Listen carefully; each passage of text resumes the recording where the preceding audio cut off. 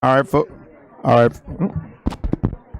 Okay, folks, we got about 1 minute to meeting time. 1 minute.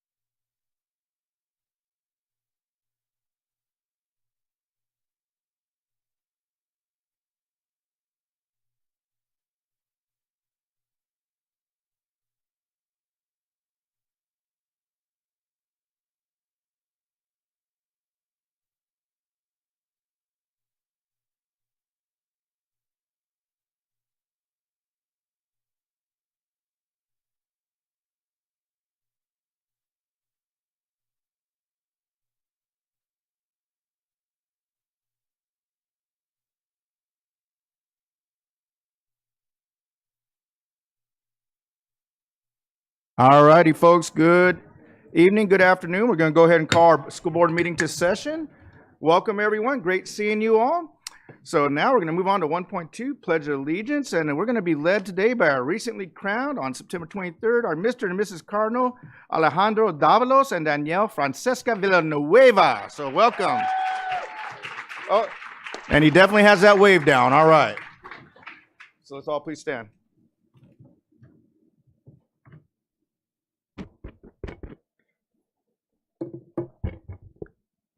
Place your right hand over your heart.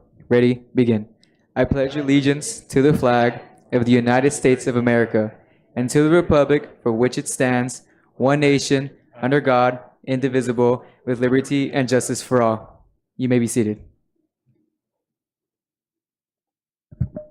All righty, well done, Alejandro, well done. We have a lot of folks running around here, so I'm just making sure. On to 1.3, approval of the agenda. So moved. Second. It was moved by Vice President Tillman, second by Ms. Chahusky. Any items to be pulled or amended or discussed? Okay, I do have one, and it will be an addition here under 4.1.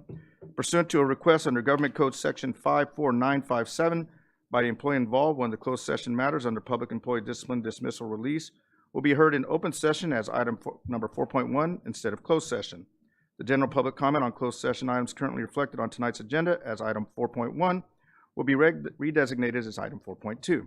The closed session agenda will be redesignated as item 4.3. The board will hear the recommendation on the item 4.1, and then after any public comment on other closed session items, we'll adjourn to closed session for deliberation and vote. Question for you. Yes, sir, Vice President Tillman. So after we hear the item, we're going to adjourn to closed session, Yes, sir. and then we'll come out and take action on that item? Yes, sir. And there will be no discussion of the board after the comment from the individual, if the individual makes one. It'll be in closed session. In public? Yes, sir, it'll be in closed session. Thank you. Thank you for the clarification. All right, if there are no other comments, amendments, or discussion, we'll go ahead and vote on the amended agenda. Thank you. Oh, we'll start with our student board members. All righty, so be ready. Antonio. Mr. Aye. All right, I should say Mr. Hernandez Nunez, Ms. Rojo. Aye. All right, Ms. Rosenblum. Aye. Outstanding. The rest of us will go ahead and vote electronically, and I do want to say that Ms. Ceballos is ill and excused tonight as well.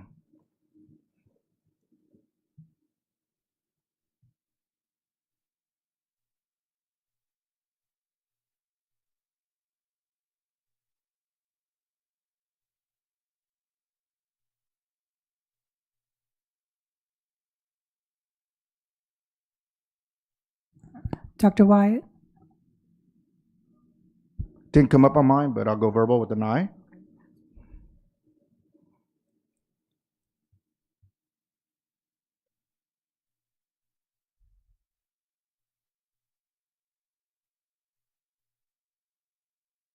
Okay, motion carries. We'll move on to 2.0, special presentations and recognitions. 2.1 is our Del Valle Mariachi and Ballet Folklorico student performances, but they were actually given the wrong time, so they will be here a little bit later, so we'll move them down into the agenda, probably around the closed session comment time is when I believe they will be here.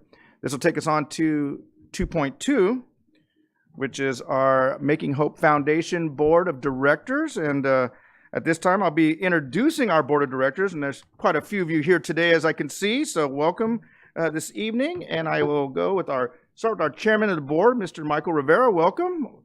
All right, we'll go ahead and give him a round of applause, and we're all done with it. How's that? Or we could go one at a time. All right, Marianne Johnson, board treasurer, is here. Welcome.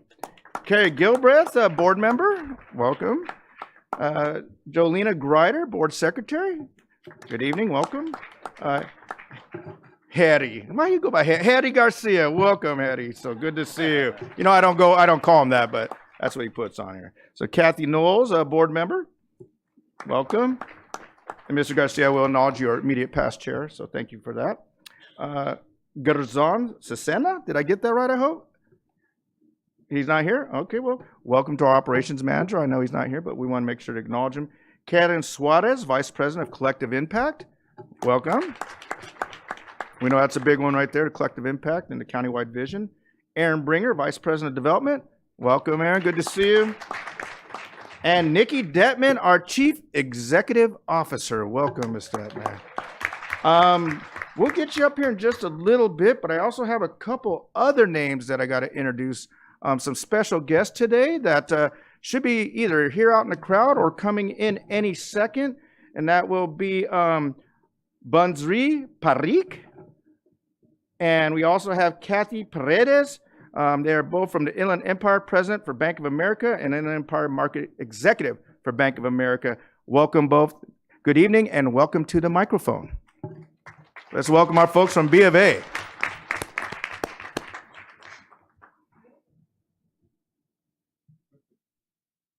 There we go. Yeah. We're good. Thank you. Good evening, and thank you to San Bernardino City Unified School District Superintendent Mauricio Arellano and President Dr. Scott Wyatt and the board members for allowing me to address you tonight. My name is Bansri Parikh, and I serve as the Inland Empire President for Bank of America. You did really well, Dr. Wyatt. That was good. They put it phonetically, so I can't take credit for that, but I'm glad. Thank you. And I lead Bank of America's efforts here locally to help make financial lives better. So one of the key ways we do that is we support our community through a signature philanthropic program called the Neighborhood Builders. We created the Neighborhood Builders in 2004 to strengthen the network of nonprofit leadership because we know how critical that is to helping our local communities thrive. Through it, we are helping advance issues fundamental to economic mobility in our community as part of our approach to responsible growth. Our Neighborhood Builders are strong nonprofits addressing important issues in our community. So each year, we select 2 neighborhood builders in the Inland Empire. Each nonprofit receives $200,000 in flexible funding, strategic leadership development for the executive director and an emerging leader, and a nonprofit peer network that will be even more meaningful this year as nonprofits provide services to those most in need in our community. With the Inland Empire consisting of 52 cities and 2 counties and almost 5 million people, selecting 2 is a really hard job. But this year, we are so very excited to announce one of our neighborhood builders making hope happen as a 2023 neighborhood builder. Woo! Almost done, and then we're gonna call him up. So Making Hope Happen receives this award because of their foundational support of San Bernardino, their collaboration in this community, and their innovative approach to leadership in helping improve San Bernardino and the mighty Inland Empire. So congratulations to Making Hope Happen.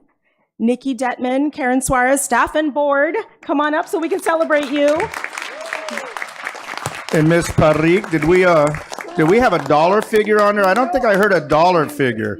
So I'd like you to announce that dollar figure, please. $200,000 in flexible funding to Making Hope Happen Foundation. Well, board, I think we'll be coming down with our Making Hope Happen board, as well as our Bank of America special guests. And board, we'd like you to come down, and we'll take some pictures as well. And then student board members, we'd like you to come down as well, too. So let's all head down. Right?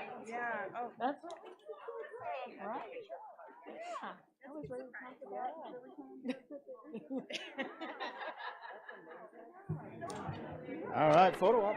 You guys are all real good.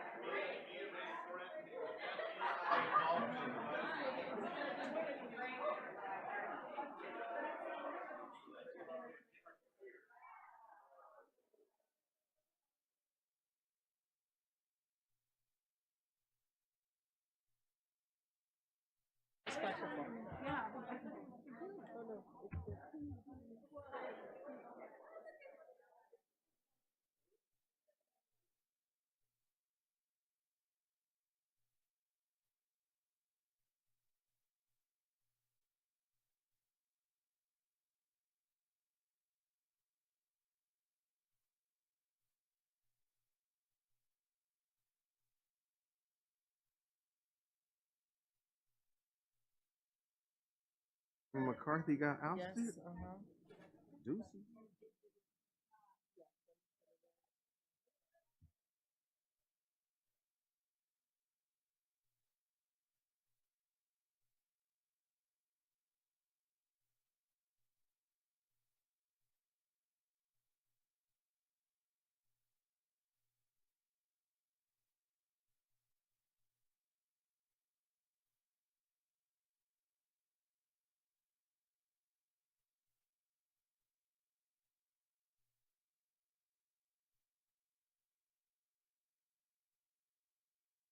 Saturday, right? That's the plan. That's the plan to drop by.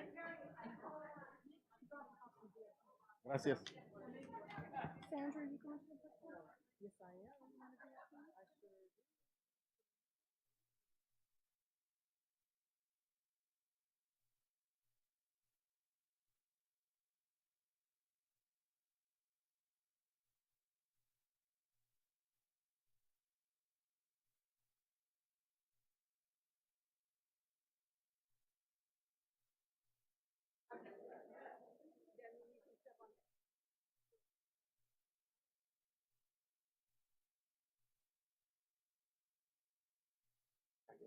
Come and close the jacket.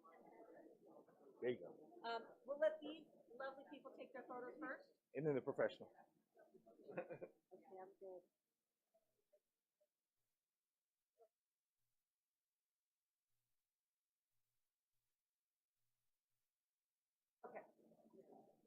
smiles.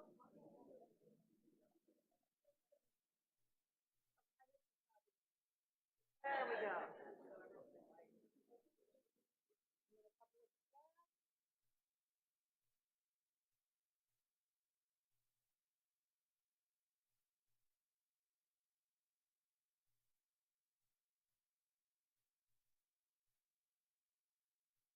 Oh, it's hard, but hold those smiles. It's $200,000. I know that can make you happy. Let me, absolutely sure.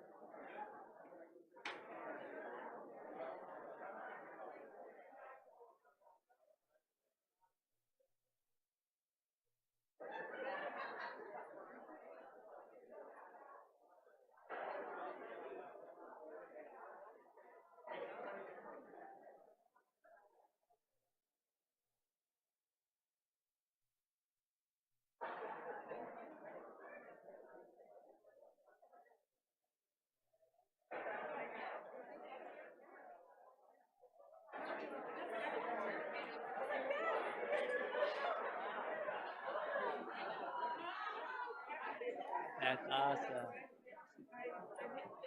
Oh yeah. I just, if I can, just really quick.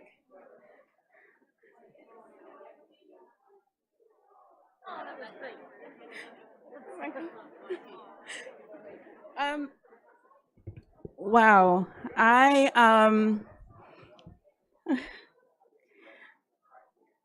I'm just amazed. When we were asked to attend the board meeting about a week or so ago, I thought, wow, Mauricio really likes us and he's returning the favor because we invited him to our board meeting. So he must have really liked us. And I stand before you as a proud product of San Marino City Unified School District. It is my greatest honor to serve as the CEO of this foundation. And we aren't able to do the work that we do without the support of community partners like Bank of America. I came here tonight to share with the board about the partnership that we have with you through our KITS program and the enrollment program.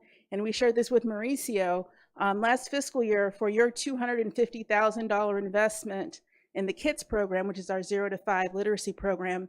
The district received over $800,000 in return benefit. And I think that's a pretty doggone good return on investment, better than the stock market.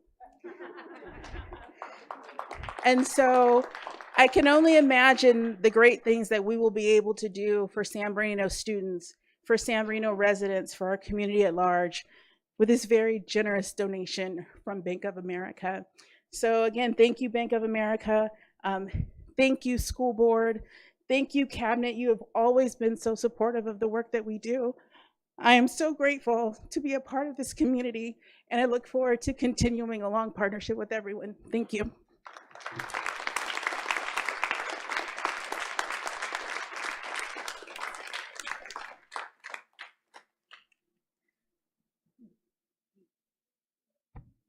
Are we on? There we go. Well, thank you very much. Congratulations. Now I'd like to bring your attention to another recognition. It is the Golden Quill Award. So thank you, Dr. Wyatt. Thank you, board and executive cabinet. My name is Mary Roan Goodwin. I am the Director of Communications and Community Relations. Tonight, we are honored to recognize the recipient of the California School Boards Association 2023 Golden Quill Award. Each year, the CSBA selects individuals for this prestigious award in recognition of their fair, insightful, and accurate reporting on public school news by print, broadcast, and online news media representatives.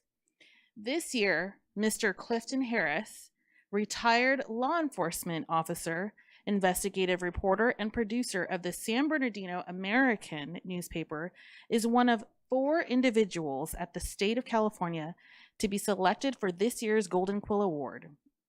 Mr. Harris, would you please make your way forward?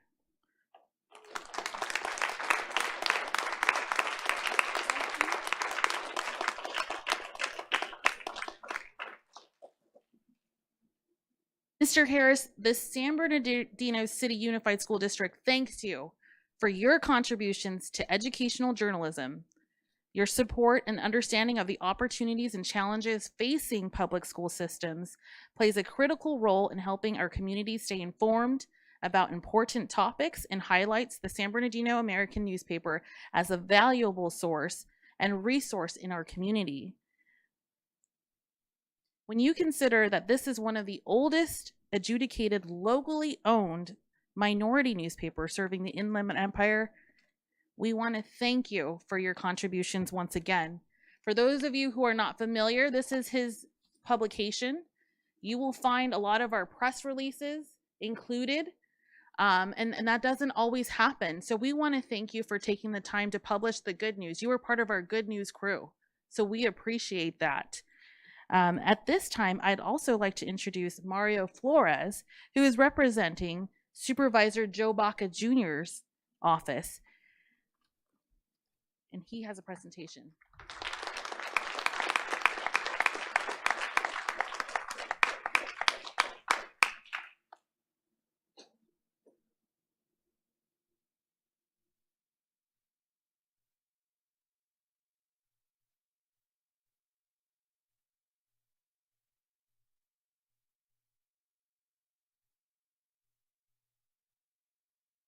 Dr. Wyatt, come to the side of, there you go.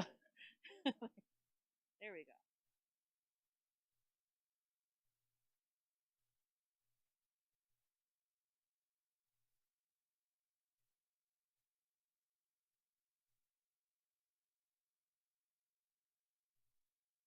I got it. I'll send it.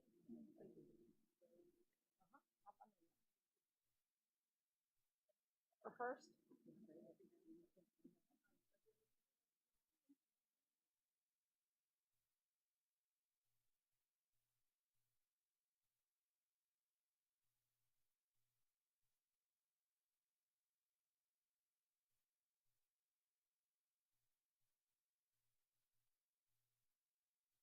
You want to go ahead and look my way quick? 1, 2, 3. And then I grab a lot for safe shooting.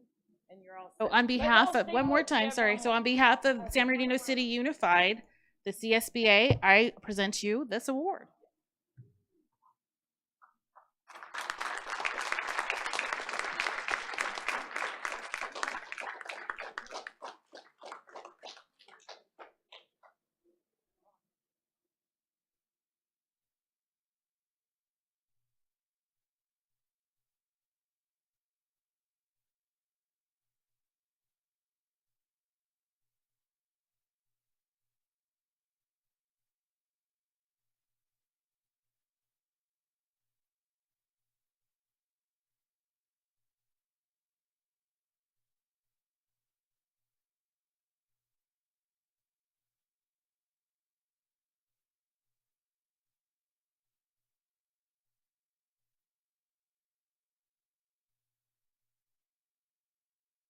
Thank you very much.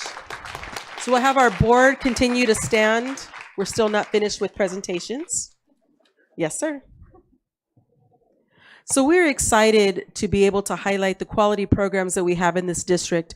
One of the programs that we are extremely excited to be able to offer at every elementary, middle, and high school in the morning and the afternoon is our expanded learning program.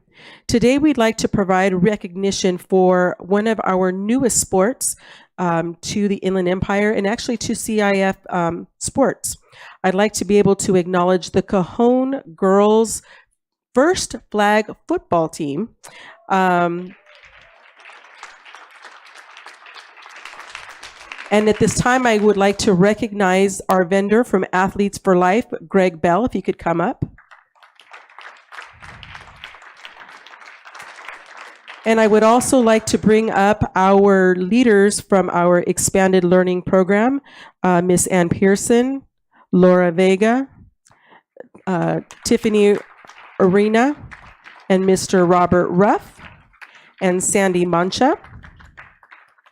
Now, our young ladies are scholar athletes, and so today they are on an AVID field trip, and so they're visiting a college today, so they're unable to be with us tonight. But we would like to be able to present the EXL team with their championship trophy, and so at this time I will hand it over to Greg Bell to talk a little bit about the program as well as the highlights from the season. Thank you. First, giving honor to God and thanks to the board here of San Bernardino Unified School District. And then I've got to turn to the EXL team with the foresight to understand how important sports are in our community as well as it is in society. One of the great things I think you'll learn from sports is that 90% of college athletes that are graduating on time are athletes. That's something that the NC2A loves broadcasting, and I'm happy to see that our girls are out, even though they're not here, they're at AVID, looking at the colleges that they're going to probably earn some scholarships too, because tomorrow night, I guess, the I Am Gifted Award for one of the players is a female athlete, flag football player at Indian Valley. So it's actually kicking over into CIF. I have to thank Ann Pearson, Tiffany, Laura.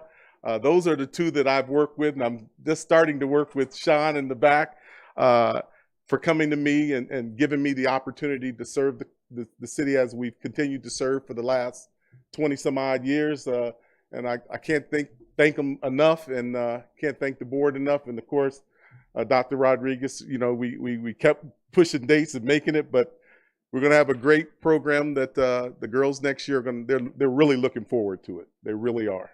We're really excited because we were one of the first districts that actually was able to kick off an all-girls flag football team. So really proud to be a leader in athletics. So at this time, we'll go ahead and present the award to our EXL team in front of our board. And then we also have a special presentation from Mario Flores from Joe Baca's office, who will also be presenting a certificate to the team.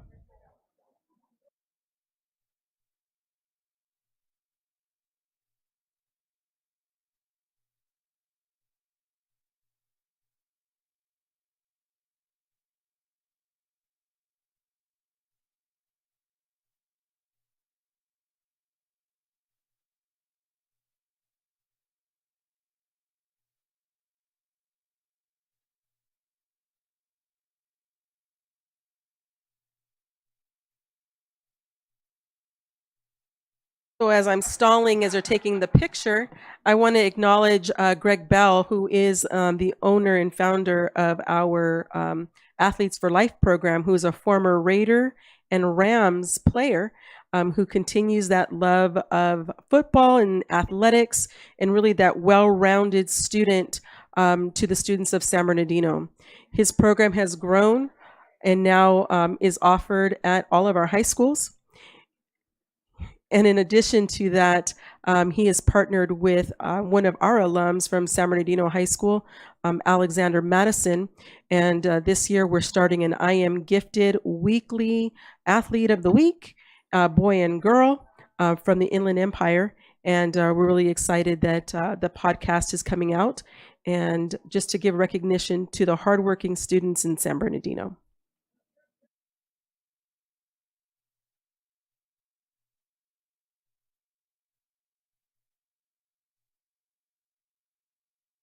And they're taking the picture. I'd also like to take some time to acknowledge the work of our EXL team.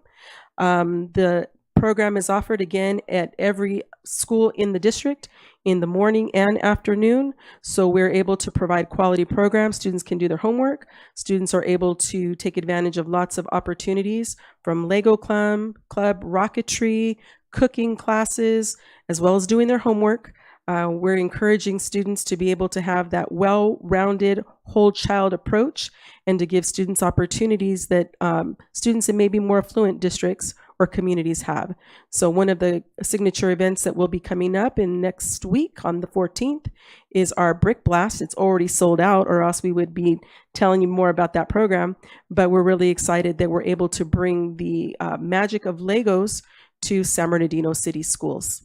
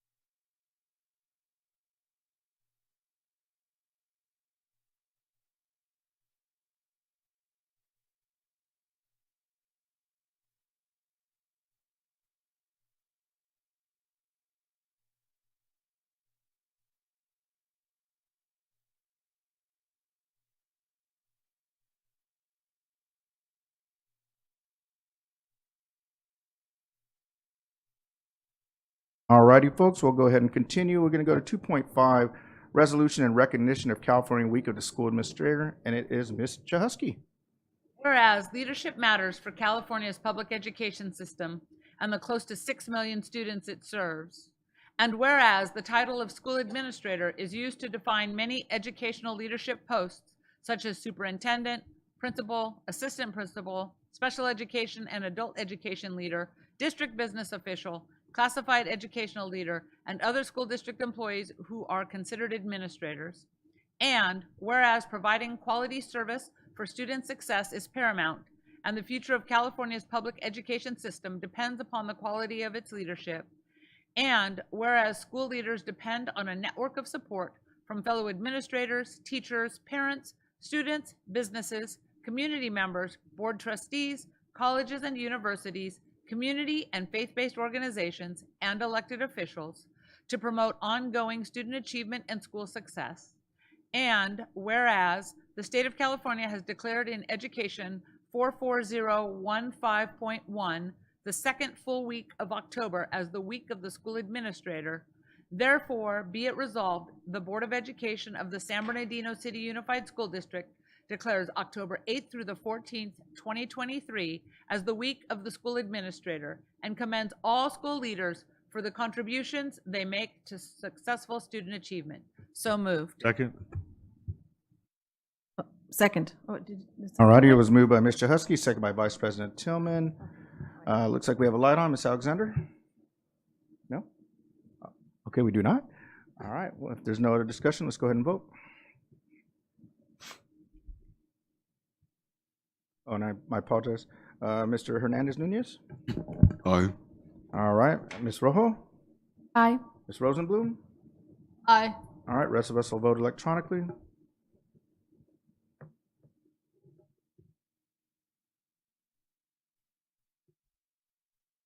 Ms. Cunningham, mine is not coming up, just so you know. And I don't even think my agenda is the right one, but it's not coming up on my screen. So aye.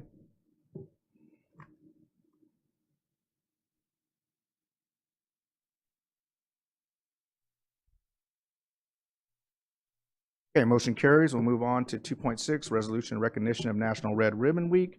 And I don't have names on mine, folks, so I'm going to move on over to the. Oh, it's Antonio. Does it say it up there? That's even better. I can't see that far, so you guys are going to help me out. So, Mr. Hernandez Nunez, it looks like you get Red Ribbon Week. So, very good. Thank you.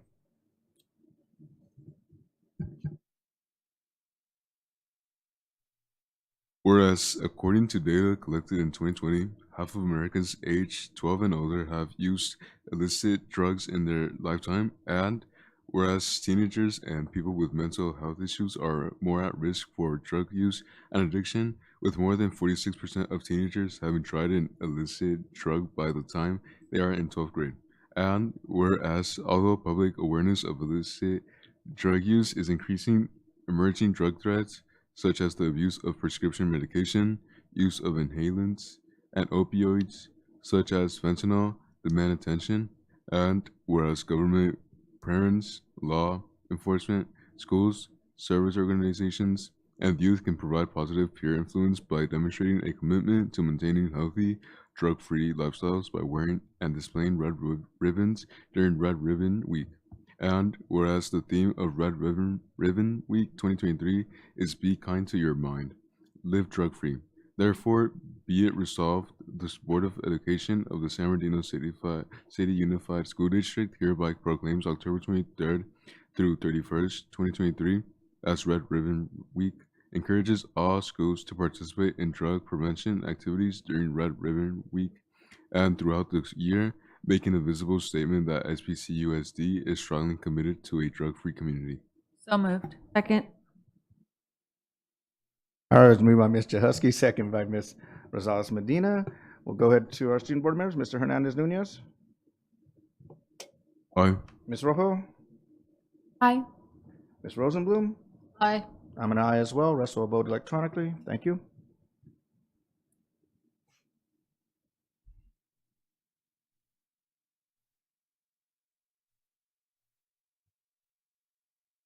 Okay, motion carries. Moving on to 2.7, resolution to participate in the 2023 Great California Shakeout Earthquake Drill, and that will be Miss Mary Ellen Grande. Thank you, Scott. Whereas the San Bernardino City Unified School District recognizes that no community is immune from natural or man-made hazards, and recognizes the importance of training staff and students to withstand these hazards. And whereas the district knows the importance of reducing human impact, property damage, interruption of educational services, and economic loss caused by those hazards, and whereas the district has a responsibility to promote earthquake preparedness with the staff, students, and families it serves, and plan appropriately for earthquake-related disasters. And whereas proper training of district employees will allow them to facilitate the continuity of operations and assist our community following a major earthquake. And whereas by participating in the Great California Shakeout earthquake drill on Thursday, October 19, 2023, at 10:19 a.m., the district has the opportunity to join millions of Californians in testing emergency response procedures. And whereas the district encourages schools and families to participate in the Great California Shakeout at their schools, work sites, and homes, and to use the information available at both www.shakeout.org California and www.sbcusd.com Ready SBCUSD to educate and prepare themselves to protect life and property during an emergency. Therefore, be it resolved, the Board of Education of the San Bernardino City Unified School District directs district-wide participation in the Great California Shakeout Drill on October 19th, 2023 at 10:19 a.m. So moved. Second. It's moved by Ms. Alexander, second by Vice President Tillman. Any discussion? All right, here and see none. Let's go ahead and vote. Mr. Hernandez Nunez. Aye. Ms. Rojo. Aye. Ms. Rosenblum. Aye. I am aye as well. The rest of us will vote electronically. Thank you.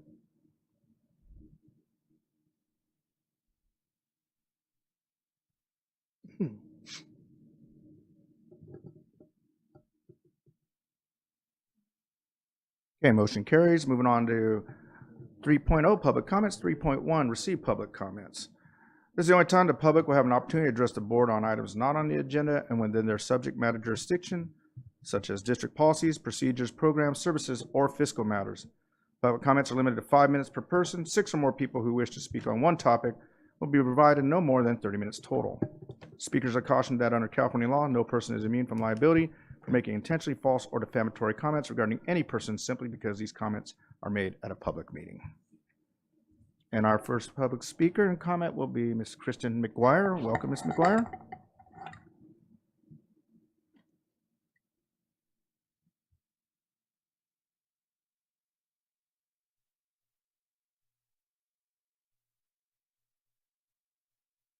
Hello. Okay.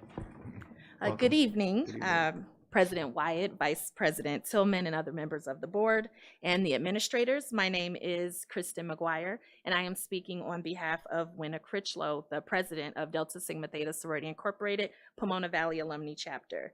Our service areas include the greater Pomona Valley as well as areas of the Inland Empire. Today, we are here to acknowledge one of our members and a member of your Board of Trustees, Felicia Alexander. Sora Alexander joined our sisterhood in 1988 at Kappa Omega chapter at UC Santa Barbara. She's been an active and hardworking member ever since. We're here today to describe who we are, introduce ourselves, and hope that we can establish a relationship moving forward. Delta Sigma Theta's dedication to education is not merely a gesture. It's a testament to our belief in the transformative power of knowledge. Through various initiatives, mentorship programs, and scholarships, we have consistently championed the cause of education, ensuring that every child, regardless of their background, has access to quality learning opportunities. By supporting these educational initiatives, we actively contribute to narrowing the achievement gap and fostering a culture of inclusivity in our schools. Moreover, Delta Sigma Theta serves as a beacon of inspiration for students. Our members, often successful professionals and community leaders, such as Felicia Alexander and the late Dr. Margaret Hill, whose name emblazons this very room, serve as role models who demonstrate the importance of education, hard work, and resilience. These positive influences are crucial in shaping the attitudes and aspirations of our young learners, encouraging them to dream big and strive for excellence in their academic pursuits. Pomona Valley Alumni Chapter has youth programs and scholarships that your students are available to your students. We will email more information to you about them and ask that you share them broadly. Together, let's continue to invest in the future of our children, ensuring that they receive the best educational and possible information and are equipped with the knowledge and skills that they need to succeed in life. Again, we want to thank you for your time. We look forward to your partnership. And Sora Alexander, thank you for your leadership. Thank you. Thank you, Ms. McGuire. Appreciate that. All right, our next public speaker and public comment is Councilman Alexander. Welcome, Mr. Alexander.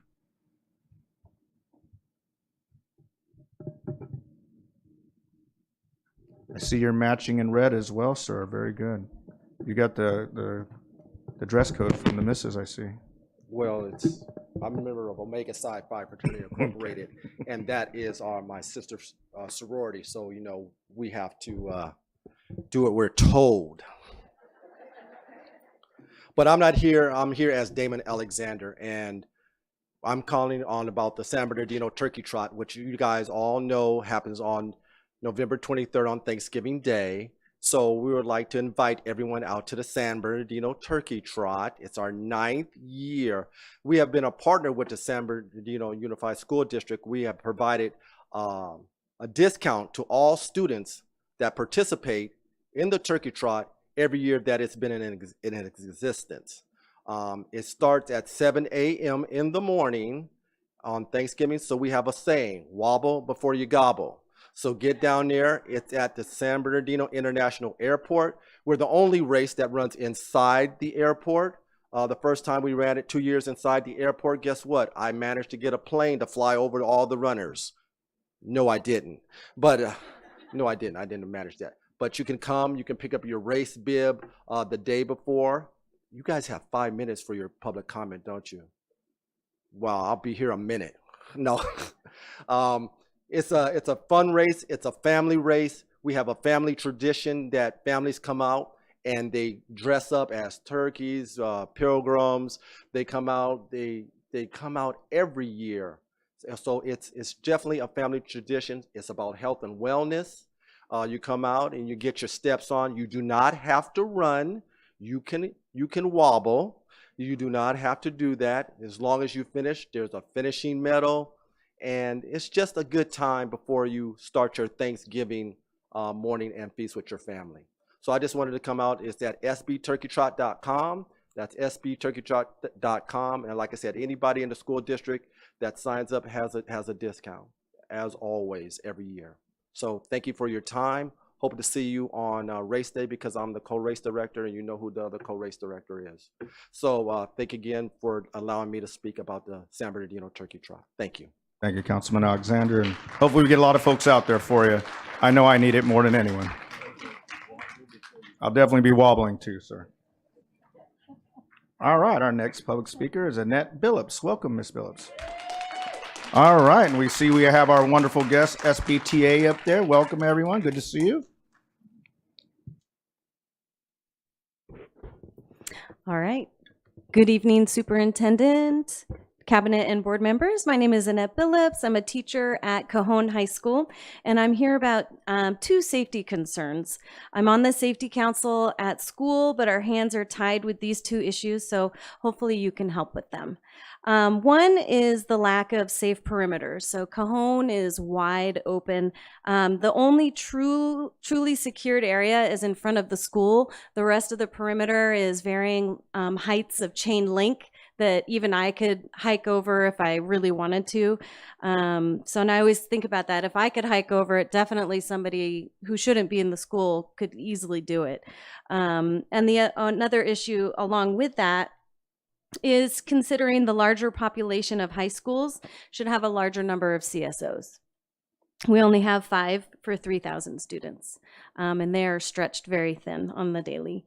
And then my second item is Narcan distribution. So earlier in the summer, the health nurses, and I think the CSOs, they were trained on how to use Narcan. And I had emailed Mr. Vatier asking, I'd really like that as well because I'd like it in my classroom.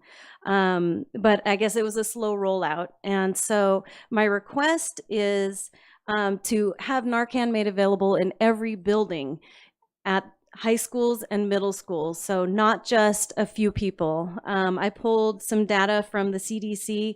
Fentanyl overdose death rates more than tripled from 2016 to 2021, and that was published in May of this year.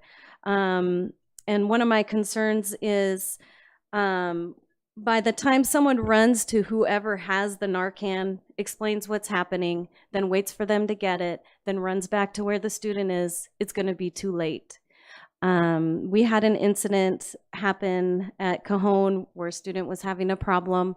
And all I could do, granted I had a classroom full of students and this happened when the bell rang, but all I could do was stand there and watch. I didn't have Narcan if that was what was required. And I literally felt sick to my stomach the entire rest of the day into the night. It was an awful feeling. I mean, granted, I guess because I come from the medical side of things. I like to be able to run and help, but I had nothing that could have helped in that situation.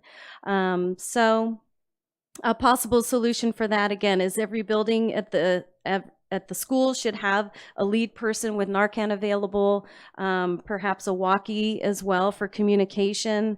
And that was everything that I wanted to hopefully have you guys be able to help with. I appreciate it. All right. Thank you. All righty, Ms. Billups, thank you. All right, our next public speaker and comment looks like an entire group of folks, and it will be our Public Safety Academy, also known as PSA. Welcome, everyone.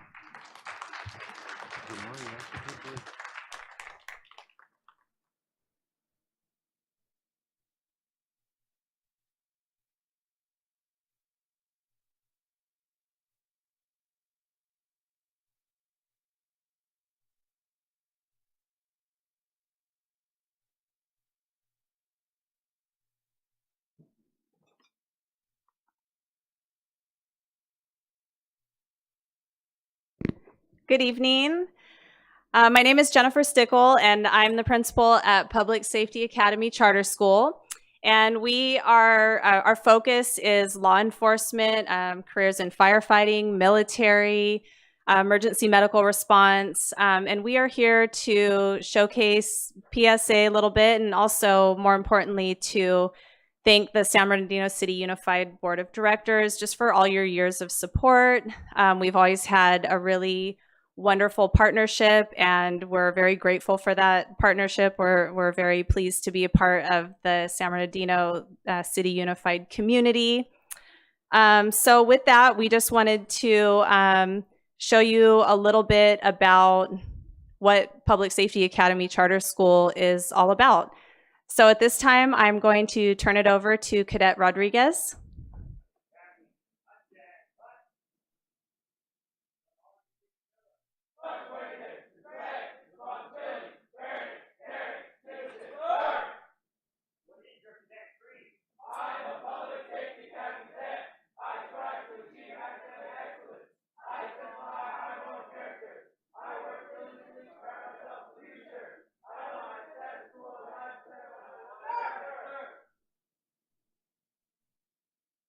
All right, thank you, cadets. You can stay there just for one moment. Last thing I wanted to say is just please feel free to come visit Public Safety Academy anytime. All of the board members are welcome. We'd love to see you. I know you're extremely busy, but anytime you want to swing by, you are more than welcome. And we also have some swag, some PSA swag for the board members. So if I could have my cadets now come help me pass that out. And thank you so much for having us.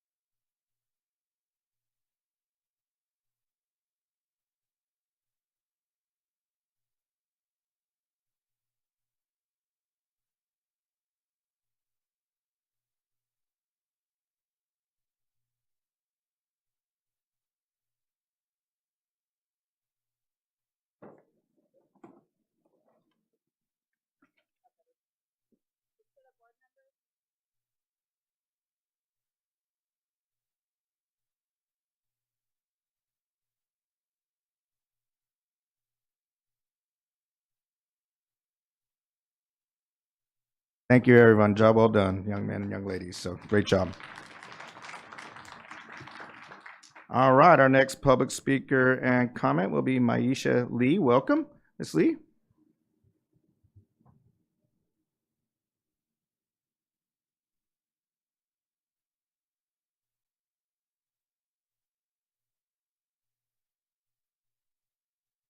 Wait up first, wait up. Yeah. Actually, yeah, we're almost ready for you guys. Thank you very much. Ms. Lee, come on up, Ms. Lee. It's your turn right now. Thank you. And thank you, students. We'll get right to you in a bit.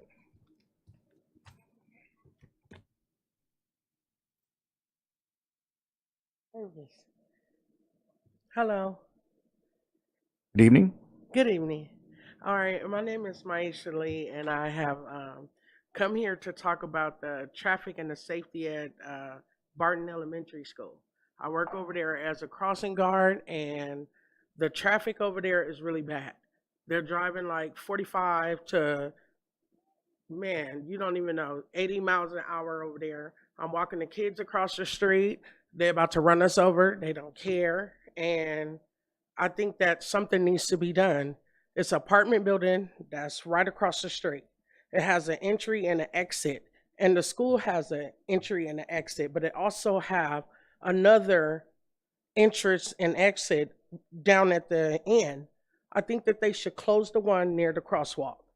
I think it should be speed bumps. I think it should be people out there with bells and whistles and everything else to make these cars slow down, or I don't know, something needs to be done. The kids can't speak, so I'm speaking for them.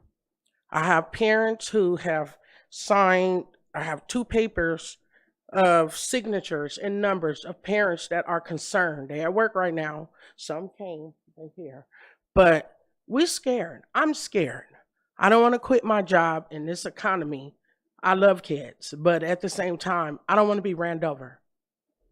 I don't want them to be ran over. So I'm asking for you guys' help. If you can ask the school if they could close the exit by the crosswalk, or put a speed bump, or school police. You know, our bus drivers, they can't even park where they're supposed to because all of the cars are parking right there. So it holds up the traffic, and it makes it really impossible for me to do my job because I can't see. It's just a lot. I'm sorry.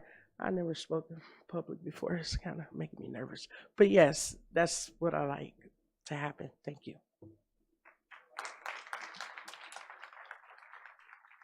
And we have a couple questions, it looks like, from the board. So if we can ask you a couple. And Vice President Tillman, yep. I want to thank you for coming out. You did Thank a good you. job of expressing yourself.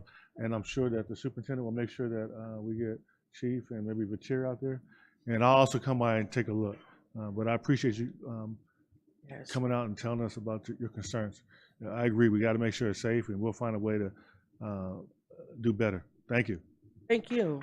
Thank you, Vice President Tillman. Ms. Rosales Medina. Thank you as See these well. little lights, that means you're getting real popular up here. So Yes, no, thank you so much for coming forward as well.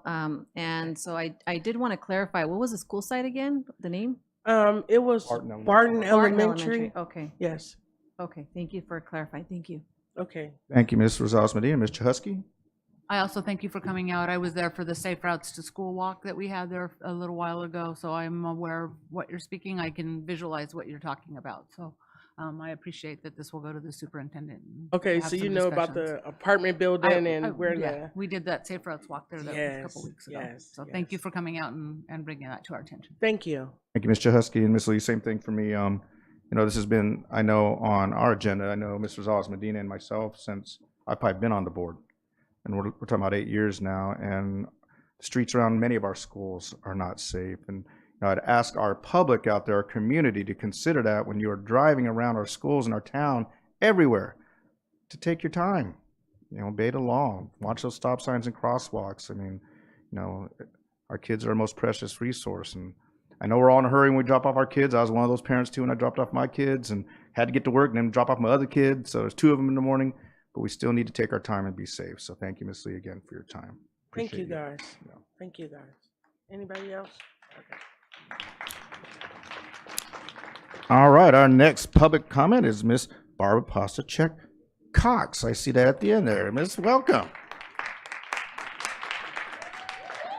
Good evening. Good evening, President Wyatt, Vice President Tillman, Superintendent Ariano, School Board, and Cabinet members. My name is Barbara Paschek Cox, and I'm the Vice President for the San Bernardino Teachers Association. And I wanted to thank you all for, taking time to say hello to our members as they stop by at our welcome table and the foyer. So we plan to be here every school board meeting with teachers from various sites. And we're continuing to encourage our members to participate and become more knowledgeable about the procedures and the decision-making processes of the district. And tonight, I would like to acknowledge and thank members from Elementary Music, Salinas, Cajon, Hillside, San Andreas, and Cypress. Thank you so much for your time and have a wonderful evening. Thank you, Ms. Paschek.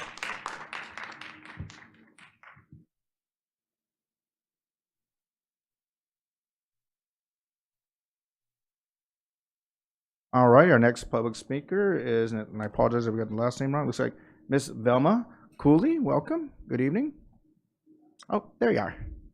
Did I get that right or is that wrong? That's correct. Oh, okay. Thank you very much. Well, good evening and welcome. Hello, board members. My name is Velma Cooley, and I'm just here as a concerned parent.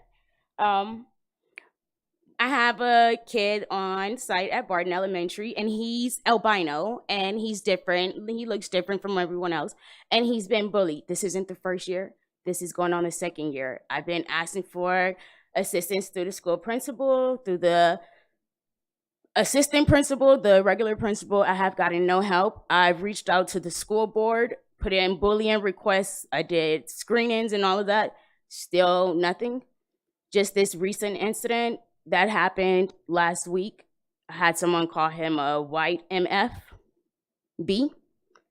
And this is coming home and it's tormenting him. He's crying that he doesn't want to go to school. What I want to get done, I want them to be aware of bullying. I need them to get more parents involved.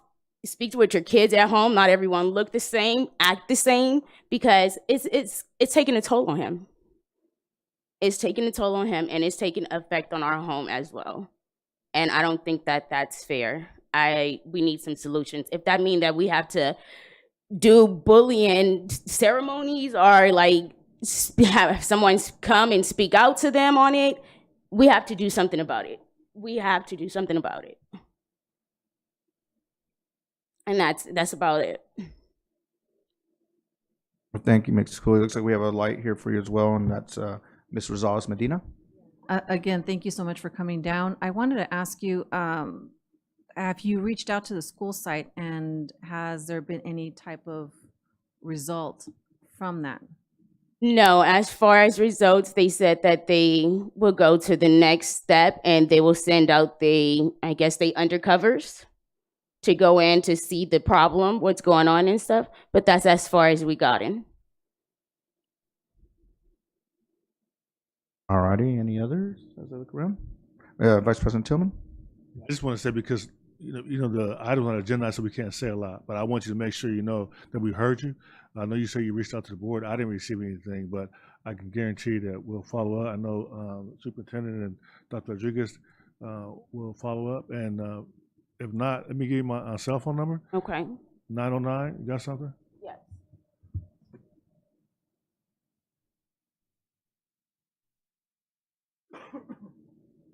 $909. Yeah, 909-800-0318. 0318. And just keep me updated. And if we're not getting the results, make sure you reach out to me, okay? Okay. Thank you. Thank you, Vice President Tillman. Ms. Marion Grande? I just had a question. Thank you for coming. Also, did you mention about how long this has been going on, and has it been at the same school? Yes, it's been at the same school. This is going on the second year. So his first grade year, all last year, and this upcoming school year, it started already. Well, we're listening to you. All right. Thank you so much. Thank you. We're listening to you. Because his principal, what I get back is that they're young and they don't know what they're saying. So I feel like she's just dismissive of his feelings and stuff. I apologize on that. Thank you. I apologize. All right, thank you, Ms. Thank Rande. you. You guys have a Oh, wait, good wait, we have one more, Mr. Husky. I just wanted to clarify because you said at the end, and it was going to be one of my questions. Has the undercover anti-bullying team been to the site to meet with him yet? They haven't been to the site. That was the last time I spoke to them. They said that was what they was going to go through with. Okay, so they did the bully screening, but they the did the undercover team mhm. has not been there. Okay. No. Okay. Please let us know when, either through Mr. Tillman Definitely. or whatever, Thank when you. then they come. Thank you. I Okay. appreciate Thank that. you so much. Thank you again. All righty, we have any others? Oh, got a few more left. Okay, our next public comment. And this looks like it's, and again, I apologize if I get it wrong. Jania Mack? Miss Jania Mack? Jania? Miss Mack? All righty, if you're here, maybe in the restroom, come back around. We'll call you back up. Moving on to the next public comment. All right. This is Joe Salas. Welcome, Joe. I know I saw you just come in the door. You're on your computer. All right, head on down here.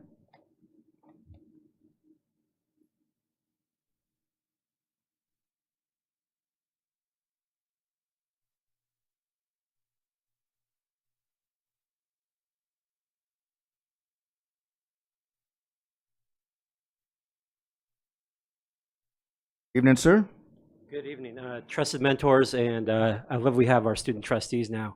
Thank you for Trustee Chasky and Dr. Rodriguez for getting those in, and friends. I just want to, as a teacher, I'm really coming as a community member. I live in San Bernardino, and I'm also a commissioner for the city of San Bernardino on Parks and Recreation. And right now you're getting, I hope I printed enough flyers. Everyone right now is getting a flyer to the farmer's market that's being sponsored by the City of San Bernardino Parks and Recreation. It's going to be happening on Tuesday in 2 weeks, starting from 8 a.m. to 1 p.m. It's going to be, this is like a 2-year-long vision that I've had with the city to try to find somewhere where we can have this. First, it was going to be on East Street up in San Bernardino High School. There's a big bus that goes on there every day, so we couldn't have it there like a street fair. But finally, it's going to be down in Court Street, right next to the City Hall. I encourage you all to come in 2 weeks on the two Tuesdays from now, and you can grab your fresh produce. They have, if you want to see what it looks like, go to Claremont on a Sunday. And that's the one that Oscar De Leon, the proprietor of that one, or the one that's in Moreno Valley, or at the county building in the community of Riverside. He's the proprietor of all those. Oh. His proprietors have like organic everything that you can think of. He even has like wild bee sage honey from farmers in Beaumont. So everything's locally grown. This will be a great opportunity for people who have their own farms, community members to sell down there. And we really look forward to this. We couldn't get it on the weekends, but he is in those other locations on there. So it's going to be 8 to 1 p.m. on Tuesday, starting October 17th. And Oscar is also going to do things where people all income levels can participate. He's going to be accepting EBT and WIC. So it would be great to see through family engagement and through our great community development, community engagement department to try to get this out to our families. And I look forward to seeing you all there. And please, in your houses of worship, in your circles of influence, try to get as many people there from the community, because this one's not going anywhere. It's not the one that was at Peyton Park a couple years ago. The city's sponsoring this one. So we look forward to seeing you down there. And it's also a great time for, maybe if you're a social studies teacher and you're a fellow teacher, maybe you can go down there on a walking tour and check out all the local areas of government that we have there. It can be a walking engagement in your community and go see what they're doing at City Hall, county office, and it's a great way for residents to reintroduce themselves to the downtown San Bernardino. We have some amazing businesses down there. I don't know if you've ever, we have a boba place, we have, there's a yoga place in downtown San Bernardino. I had no idea. And so this will be hopefully one of those business aggregators that gets people re-engaged in our downtown and make it, once again, this is probably when Mickey and the superintendent were living in the community, and maybe Danny and anyone else who might have been here during the 60s, 70s, and 80s and 90s to really re-engage downtown and make it the once vital place that it was be. It's going to be, and still is, and is going to continue to grow. So thank you very much, and I appreciate your time. Thank you. Thank you, Ms. Sauce. Appreciate you as well. All righty, our next comment is actually a virtual comment, and it looks like it is Caitlin Shin. Welcome, Ms. Caitlin Shin, if you are there. Hello. Good evening. Good evening. Hello, everybody. My name is Caitlin Shin, and I'm a current second-year medical student at California University of Science and Medicine in Colton. Thank you for having me today. I wanted to inform all teachers, staff, families, and students in the San Bernardino Unified School District of an initiative aimed to provide free online tutoring services to students who are unable to attend school, whether it's due to continuous hospitalization, illness, or like healthcare, frequent healthcare appointments.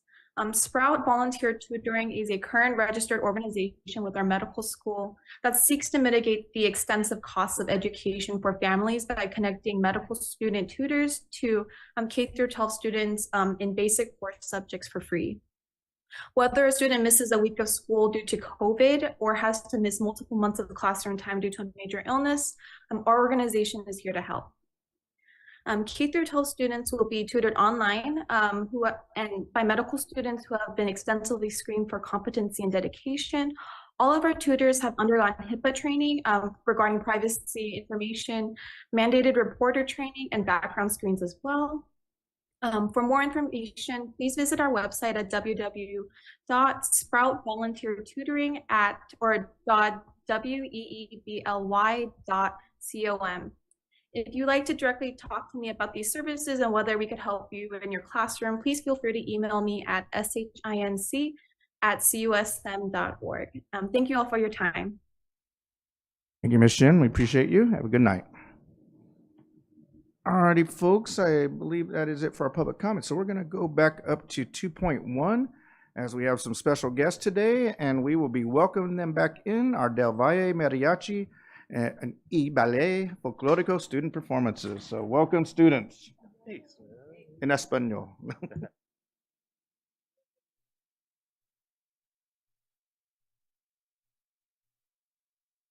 All right, we might have to play some music to bring them in, I think, right?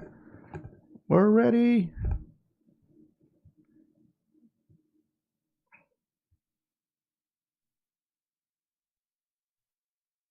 That's not him.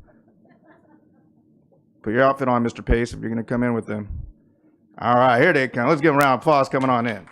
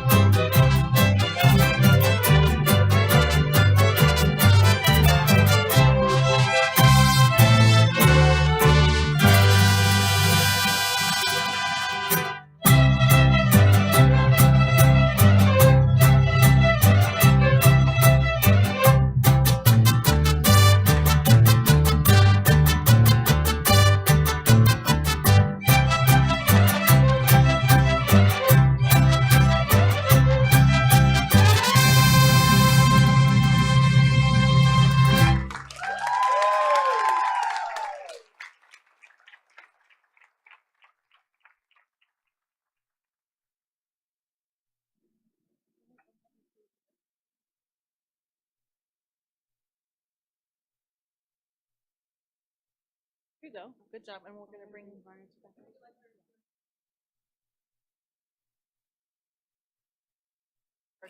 Yes, please.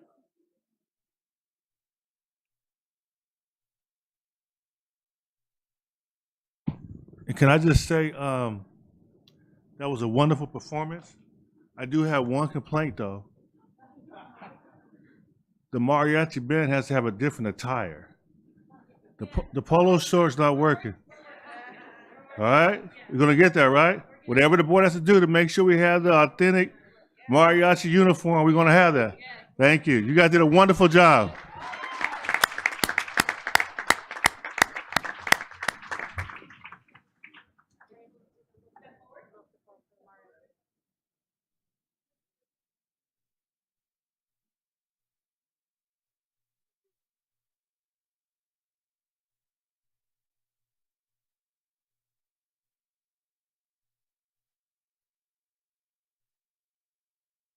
Here we go. Thank you.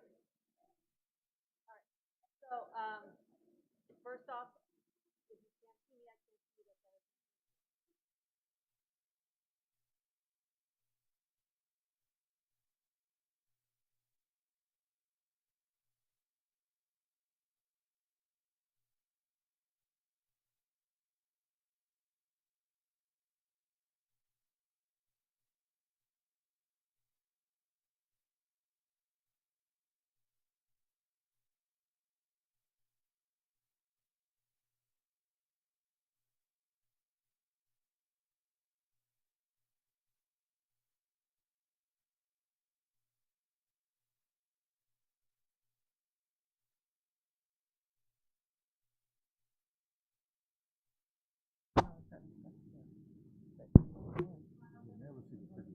I know. I've never seen one.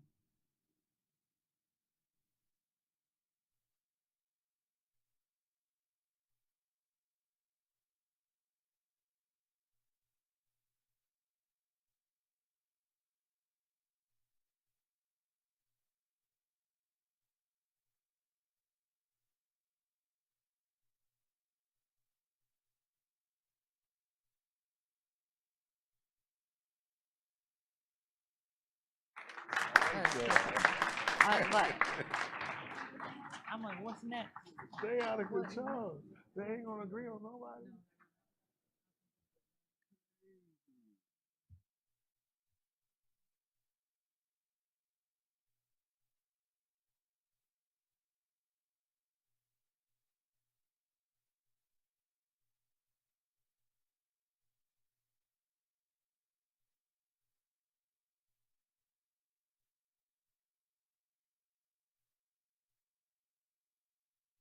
All righty, great job again to Del Valle and our Mariachi Ballet Folklorico program. It's definitely growing, and I agree with Vice President Tillman. They need to look outstanding, and I know a few years back, actually, it was one of the first things that we did on the board. When I was on the board, we made sure all our sports and our VAPA programs were getting new uniforms, so I know they'll be having new uniforms very soon. Great job, though. All right, we're going to move back down to, excuse me, I got to put my glasses on. Where are we at? 4.0 closed session, 4.1 closed session public comments, and I believe that was also moved to 4.2, which is now closed session public comment, correct, Ms. Cunningham, I believe? 4.1 is public comment on employee discipline, dismissal, release. Okay, then 4.1, please. Thank you. Any public comments? We have one? All righty. Good evening and welcome.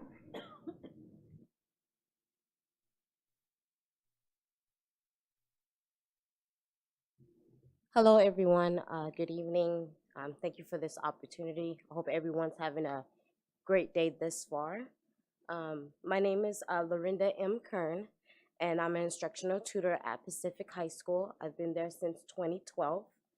I have played a vital role in the Pacific High School campus with the special education department. I work with the RSP students that are mainstream in the general education population. I help students with their IEP struggles and goals. I have assisted with many RSP students' success towards graduation, personal goals, job search, college goals, and self-esteem building. One of the things I am most proud of is building a digital portfolios for my assigned students that provides them clear, detailed help with their assignments. The portfolio allows students to work at their pace, use their own ideas, and complete their assignments on time to keep their grades healthy. I provide tutoring outside of our assigned classes online when needed, and the students receive the assignments earlier than the other students. This program has provided students with increased learning of unit lessons, assignment expectations, and a feeling of accomplishment. The digital portfolios are important for students, teachers, and Pacific High School because it raises the bar of special education student performance and success. A second thing I am most proud of contributing to the students at Pacific High School is donating jewelry and accessories from my own fashion boutique. I donated to the Hero Store. The Hero Store is a store that allows students to shop for prizes with the points they earned from staff for being a positive student. Adding the jewelry and accessories from my business allows students to pick gifts from themselves, friends, and family. In addition, it provided students the opportunity to use the accessories to style for homecoming, winter formal, and prom. I have had issues with attendance and were sometimes out of my control. I had to deal with domestic abuse that caused my children and I to relocate and start completely over without assistance or support. This led to health problems that I had struggled with and had to figure things out and do my own research on strategies on how to improve my health without using different types of medication that was causing me to feel even worse. For example, like I had to change my milk. Like instead of drinking regular milk, I had to change to almond milk. I had to eat more vegetables, drink more orange juice. So those are the type of changes that I had to make. In addition, I am unable to skip meals or snacks. For good health, I have to have 3 balanced meals and snacks every day. In addition to getting more rest and taking time out to just take care of me to help me boost my physical and mental health so I can be available as a mother, paraprofessional, and a woman.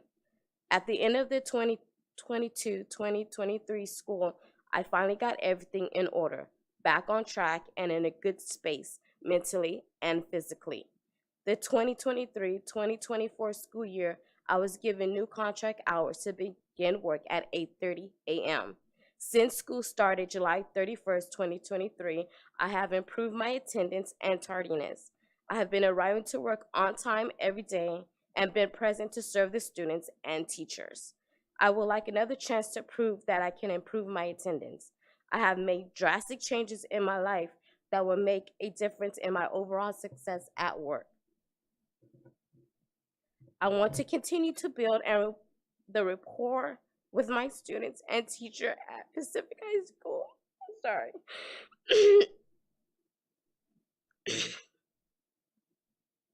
To assist with the campus goals of student success. I care about my job and the students that I serve.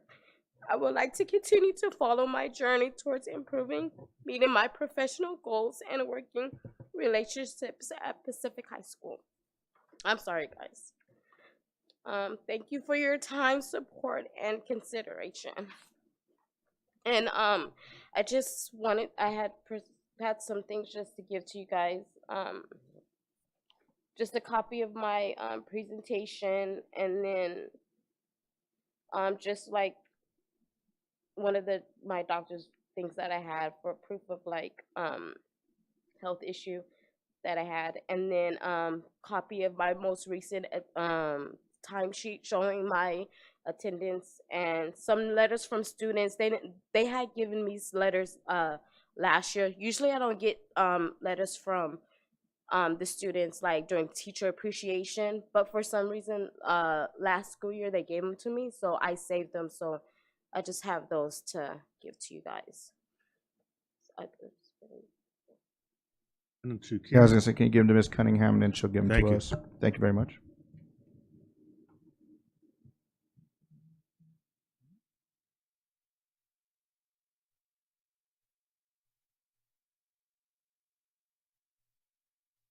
All right, thank you for your comments, Ms. Kern. We'll go ahead and move on to the statement of charges. The recommendation for dismissal is based upon the attached statement of charges, which allege that by your actions or omissions, you committed acts that constitute cause for discipline pursuant to the following provision of the Personal Commission Rules. Article 19.1.5.1, incompetency or inefficiency, the continuing inability or unwillingness to perform the regularly assigned duties and responsibilities of the position. 19.1.5.2, insubordination, knowingly refusing to perform lawful and unreasonable assigned duties or refusing to perform those duties in accordance with established or prescribed procedures, challenging, resisting, defying, or demonstrating contempt toward a designated supervisor or other school district official having authority to issue directions and instructions to an employee by the nature of their position. Article 19.1.5.3, any willful or persistent violation of the Education Code or Personnel Commission rules and regulations or the procedures adopted by the district or department when such procedures are made known to employees in writing. Article 19.1.5.18, repeated unexcused absences or tardiness, abuse of leave privileges, or absence without notification. 19.1.5.21, inattention to or dereliction of duty, a pattern of continued neglect or dereliction in the performance of assigned duties and responsibilities. You're further notified that pursuant to Government Code Section 54957, you have the right to have this matter considered by the board in open session rather than closed session. If you desire to have the matter heard in open session, public session, you must notify your Secretary of Labor Relations and Compliance Officer by 3:30 p.m. on September 18th, 2023. All right, we'll move on now. Is there any other closed session comments, Ms. Cunningham? No, there's not. All right, then we will go ahead to, which would be now 4.3 and, or 4.2, and recess to closed session. Thank you.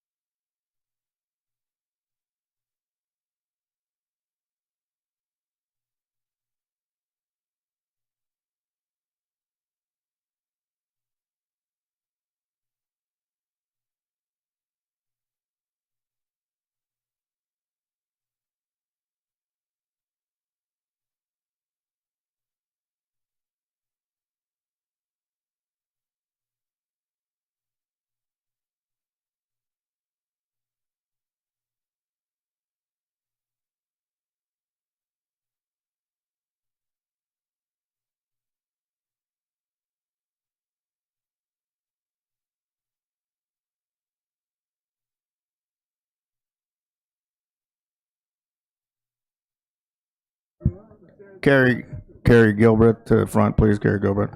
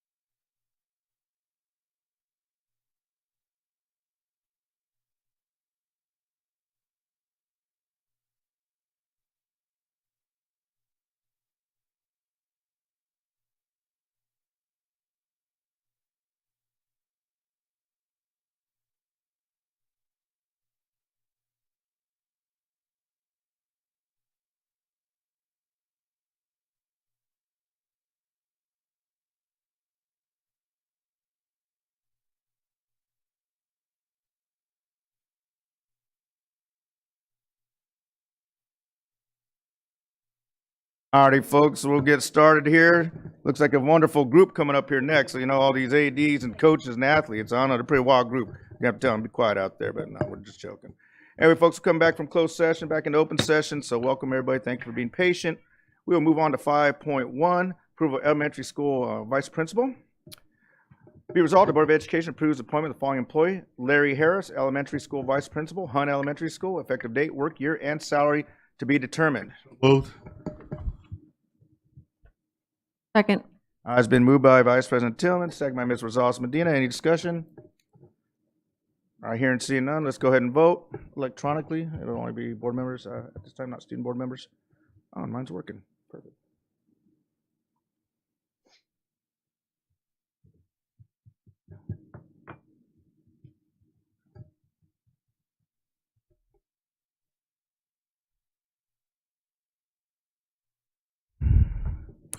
All right, motion carries. Dr. Funches, let's welcome our newest vice principal. Mr. Larry Harris and family. All right. Thank you, sir. The board, I have the pleasure of introducing Mr. Larry Harris to you tonight. Mr. Harris was a teacher in San Bernardino City Unified back in 2012 to 2019, San Bernardino High School, Spanish teacher. He is bilingual like myself. I thought I'd get that in there. He did complete our aspiring administrators program, and we wanted to hire this young man, but he escaped and went to Riverside Unified, but he is back. He possesses an exceptional work ethic, dedicating countless hours to ensure the smooth running of any school that he is placed at. And also, he is visible and accessible to parents, prioritizing open lines of communication that align with the goals of the San Bernardino City Unified School District. I introduce to you Mr. Larry Harris.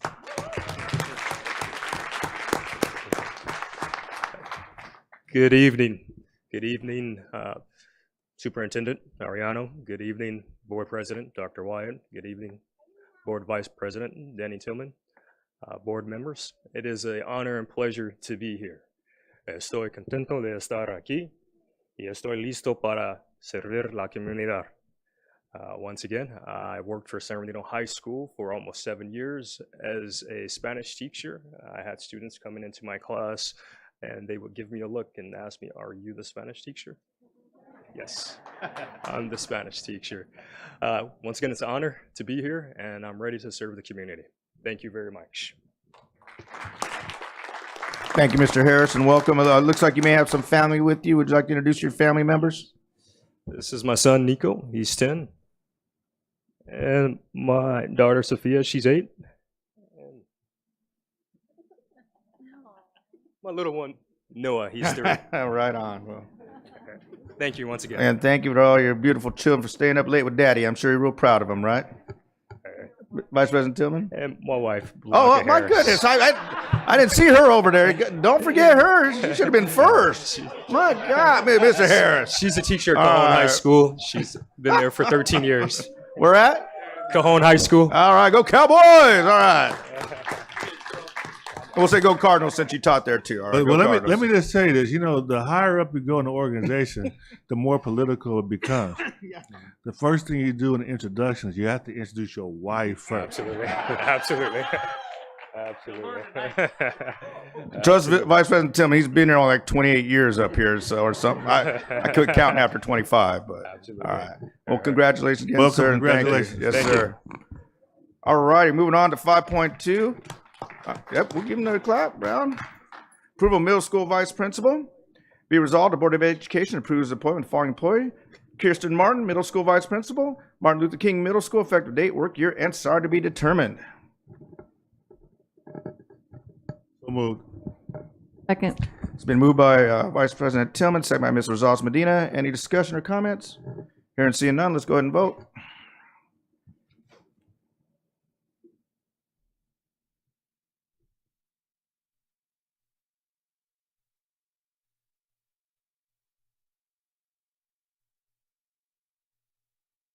Okay, motion carries. Dr. Funches. All right, board, we have another exceptional hire for middle school vice principal. Mrs. Kirsten Martin has done a phenomenal job in employee development over the last few years, but a teacher at Richardson Prep High from 2010 to 2018. I would like you to know that she has been a part of building our award-winning onboarding program, which we received a Golden Bell for, and our state-recognized teacher induction program.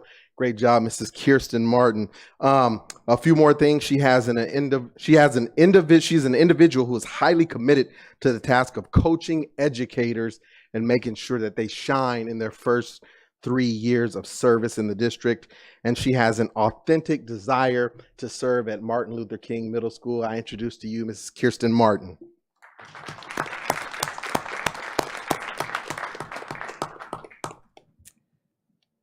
Good evening, Superintendent Ariano, Board President Dr. Wyatt, Vice President Tillman, and esteemed board members. I stand before you tonight with a heart full of gratitude. It is both an honor and a privilege to accept the appointment as Vice Principal of Dr. Martin Luther King Jr. Middle School. First and foremost, I want to express my heartfelt thanks to those who have been instrumental in my journey here.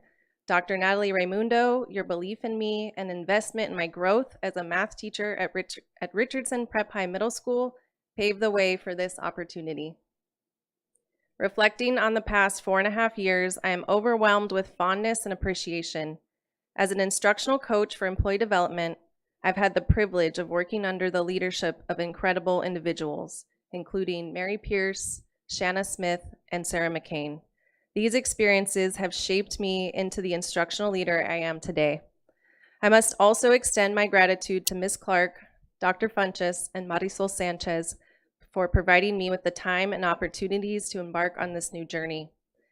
In our new employee orientations, we often say that we are bound together by a shared sense of community and support. It is my own SBC USD family that has led me to this moment.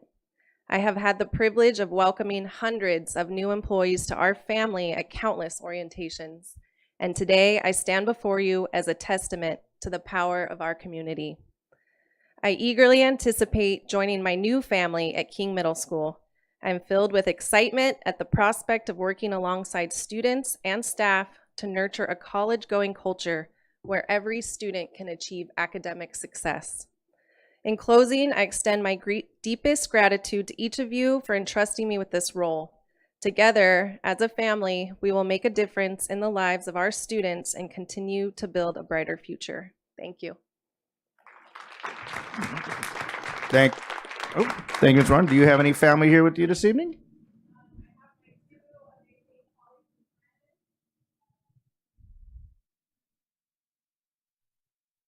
All right, well, congratulations again and welcome.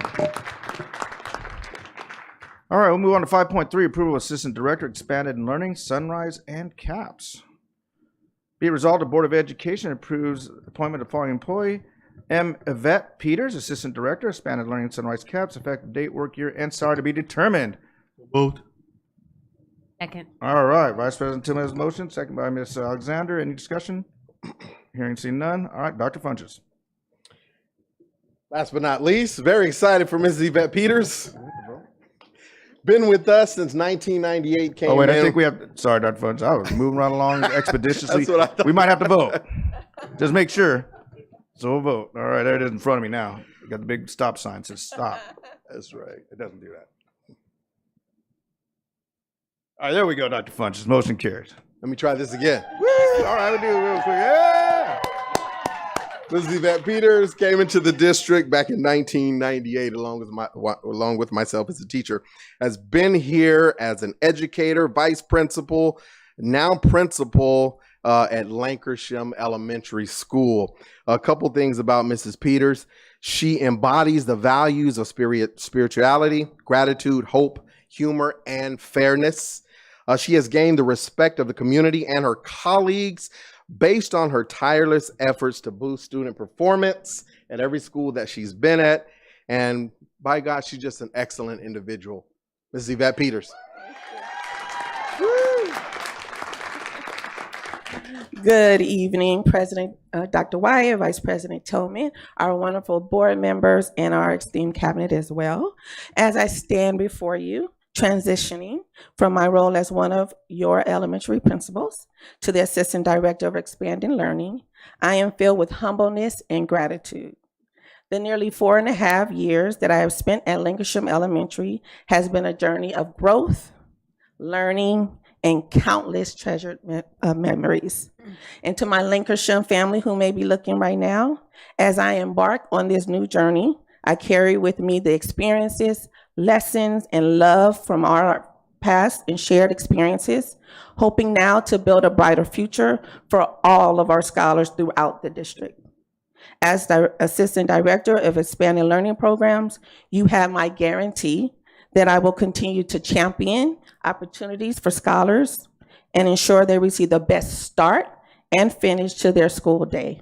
Thank you for your trust, and I am so thrilled for this new opportunity. Thank you. All right, thank you, Ms. Peters. And do you have some family here tonight with you? You'd like? Oh, you dang right there, family. Absolutely. So let's acknowledge your extended family back there. So good to see you all. Thank you so much, family. All right, good job, fam. We're moving on to 5.4, expulsion of students. Be resolved, the Board of Education accepts and adopts the recommendation findings of the hearing panel based on a review of the panel's finding of facts and recommendations or expulsion of following students with the identification numbers as listed below in accordance with the board rules and regulations in compliance with Education Code Section 48900. Moved. Second. It's been moved by Ms. Husky, second by Ms. Rosales Medina. Any discussion? Hearing seen none, let's go ahead and vote.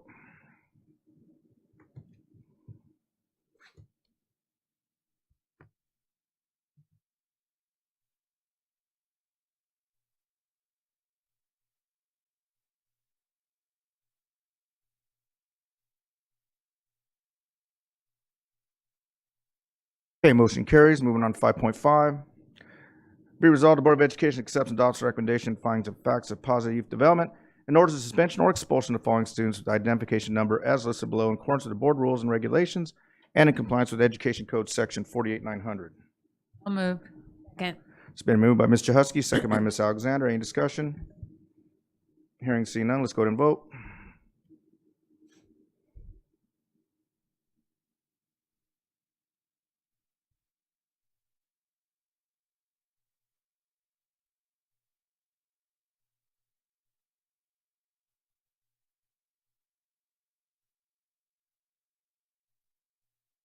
Okay, motion carries. Moving on to 5.6.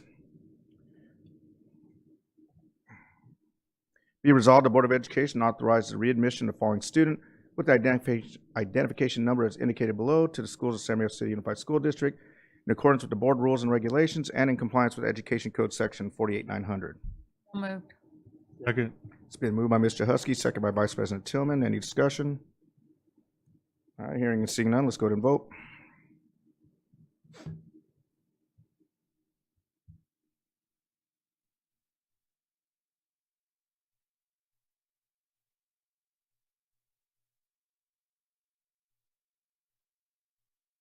Okay, motion carries. 5.7, our closed session action. There is no other closed session action, so we'll move on to 6.0, administrative reports and presentations. 6.1, athletic strategic plan 2.0, student services. All right. Right. So we Dr. are Rodriguez, yeah. very excited to be able to bring to you our Athletic Strategic Plan 2.0 under the leadership of Mr. Leonard Buckner and support from Dr. Marlene Bikendova. The members of the Athletic Strategic Planning team are amazing and dedicated educators as well as community members. We have legends who are part of this team. I wanted to give a shout out to Mr. McGeary, who has tirelessly for generations created wonderful, wonderful athletes and scholars that have given back to this community for so many years. But we have many others who are star makers. They're professional athlete creators and nurturers. And so we're excited that we're able to bring to you today this information and hopefully provide you with more information about our next steps as well as how you can support this plan. So I'll pass it over to you, Mr. Buckner. All right. Thank you very much, Dr. Rodriguez. Good evening, board. Dr. Wyatt, board president, Mr. Tillman, board vice president, and Superintendent Ariano, and all the other board members as well as our cabinet. So as Dr. Rodriguez said, I'm Leonard Buckner. I'm the Director of Enrollment and Placement Services. And under Dr. Rodriguez's direction, I've had the honor of facilitating the Athletic Strategic Plan Committee for the last 3 years. And so our purpose tonight is to showcase what the ASP committee has achieved over the last 8 years and highlight where we desire to go to in the future with the board's gracious support. I will now present Carrie Gilbreth, one of our parents on the committee, to lead us through the presentation.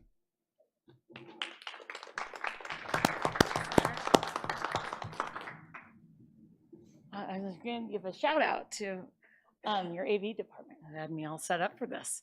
Well, good evening. It has been great to be here for two really good news things tonight. First with Making Hope Happen earlier this evening, and now with the Athletic Strategic Plan. I'm Carrie Gilbreth, and 8 years ago, we started this endeavor where the school district came up with 7 pillars.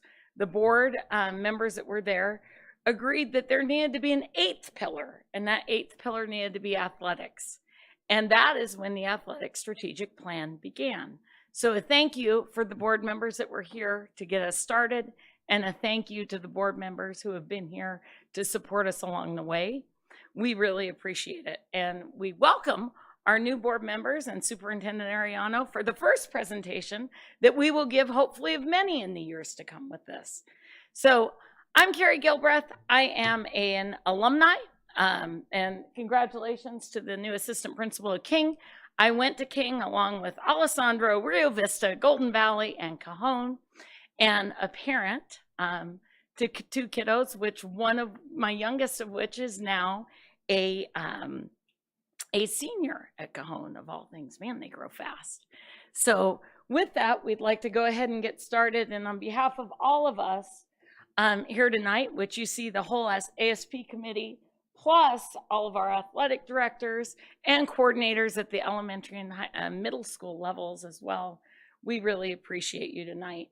And Leonard, we're a lot to wrangle. So we really appreciate you from that. And Dr. Rodriguez, thank you for your leadership. So let's go ahead and get started and talk about what 8 years has gotten us.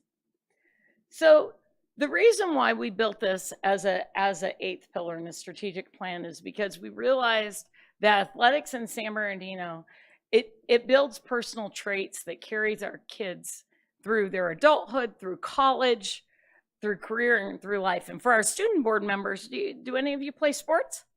What do you play? Currently, I play basketball, but I'm gonna do basketball.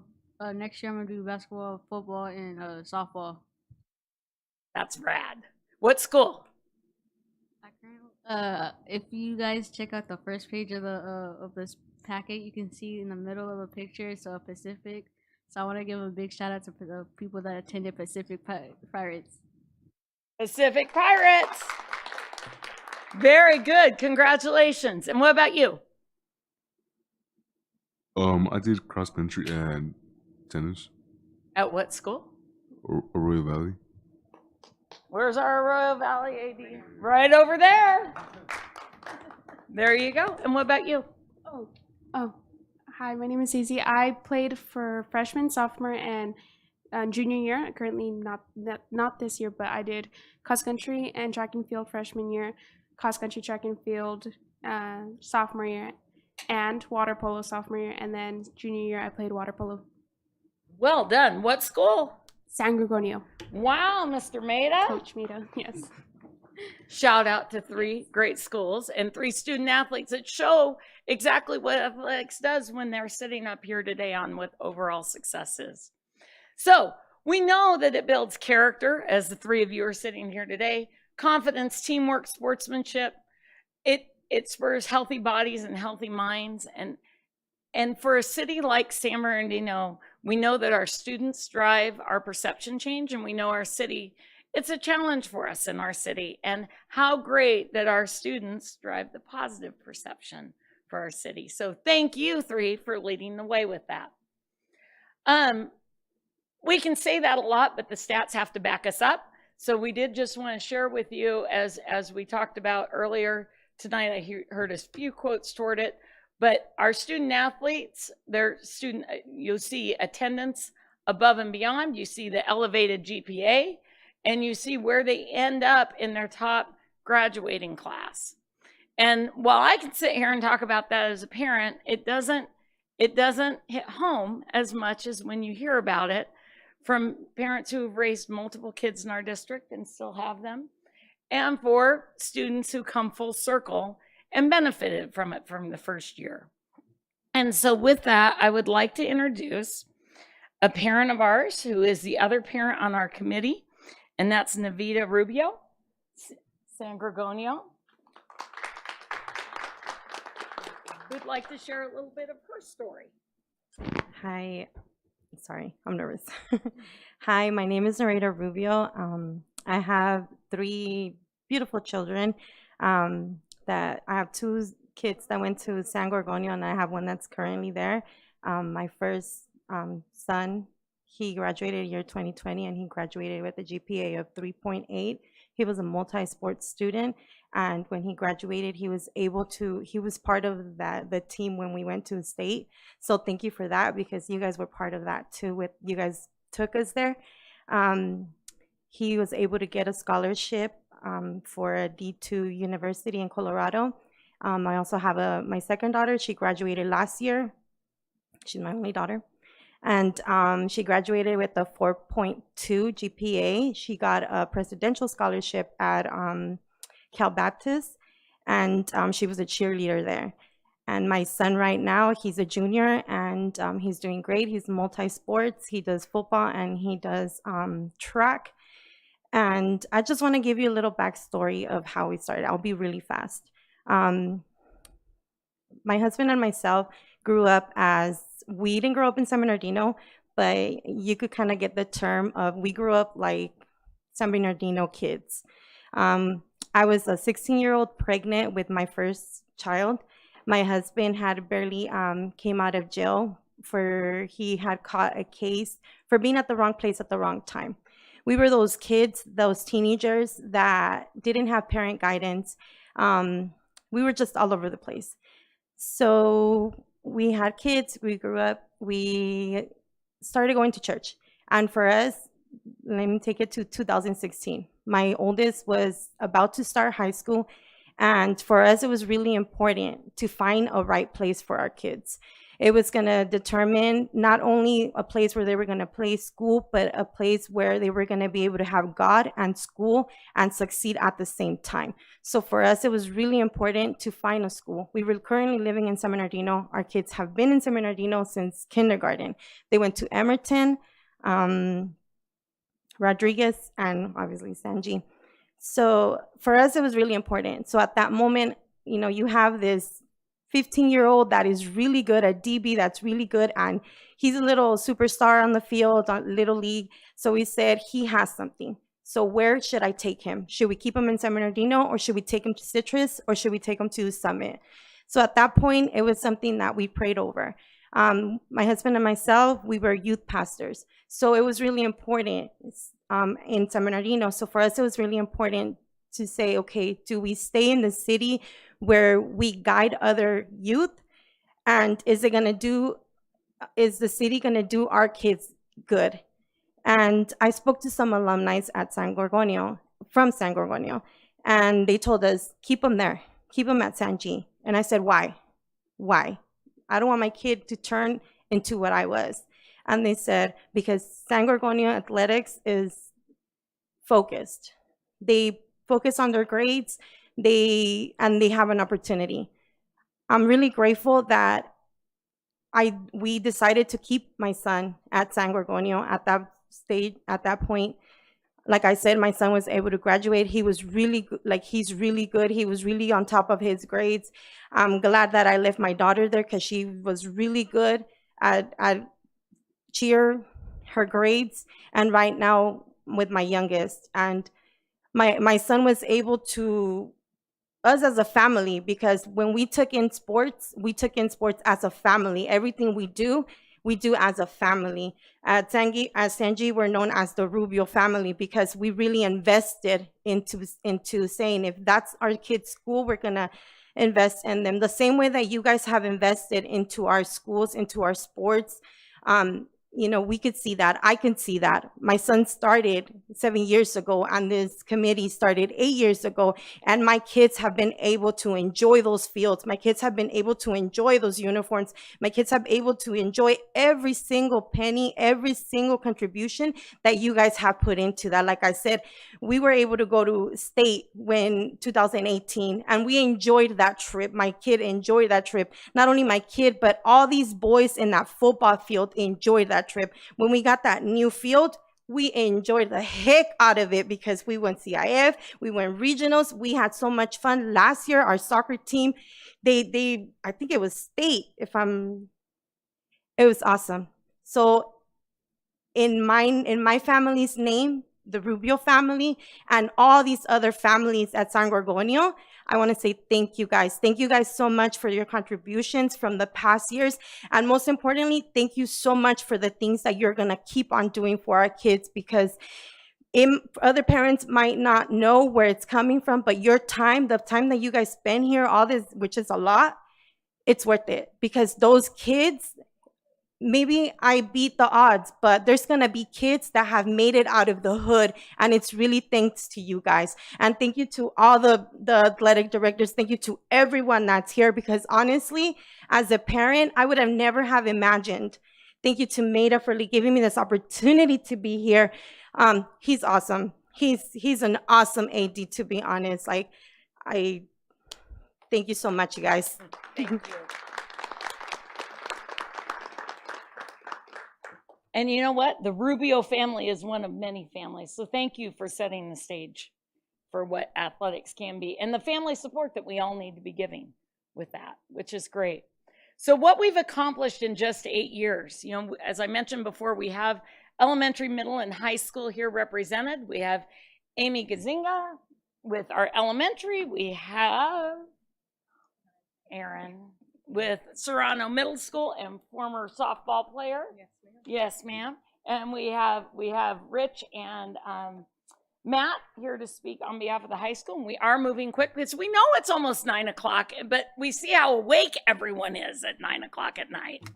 So just to go over quickly on what we've accomplished in just 8 years, and those accomplishments would not happen without your approval, your support emotionally, financially, all of the above. So Amy, what have we won at the elementary level? Well, at the elementary level, I wanted to thank you guys because we started this program with 5 schools, 5 teachers doing it on their own, no pay, just out of the goodness. We have 41 schools participating in elementary athletics right now. Today I was just at a game. There was 200 of our family members at the game. Soccer is in full season. And we have over 2,000 student athletes at elementary, and 15,000 of our kids are running in our running club. So thank you.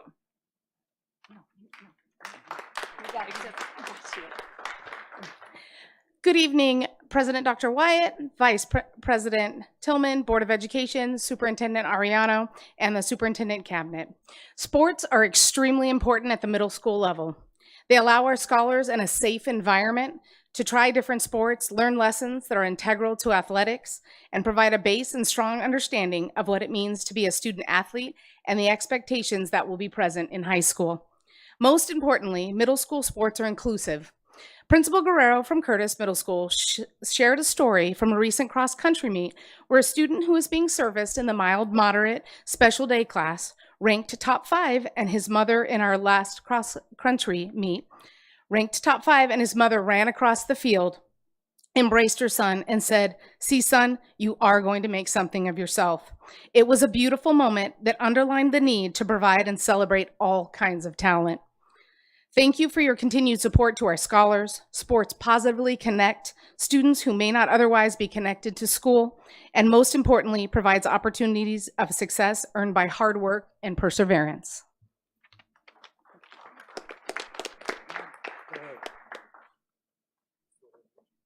I'm so proud of Amy and Aaron. They never want to speak. And our parent, Miss Rubio, she's tremendous. She comes to all of our meetings. We were tasked with this 8 years ago, and you have done so much in 8 years for us that hadn't been done for decades. I mean, decades. Mr. Ariano and I grew up together, and we can attest there wasn't these things that have been done. We have done a lot and great deal of facilities for our high schools.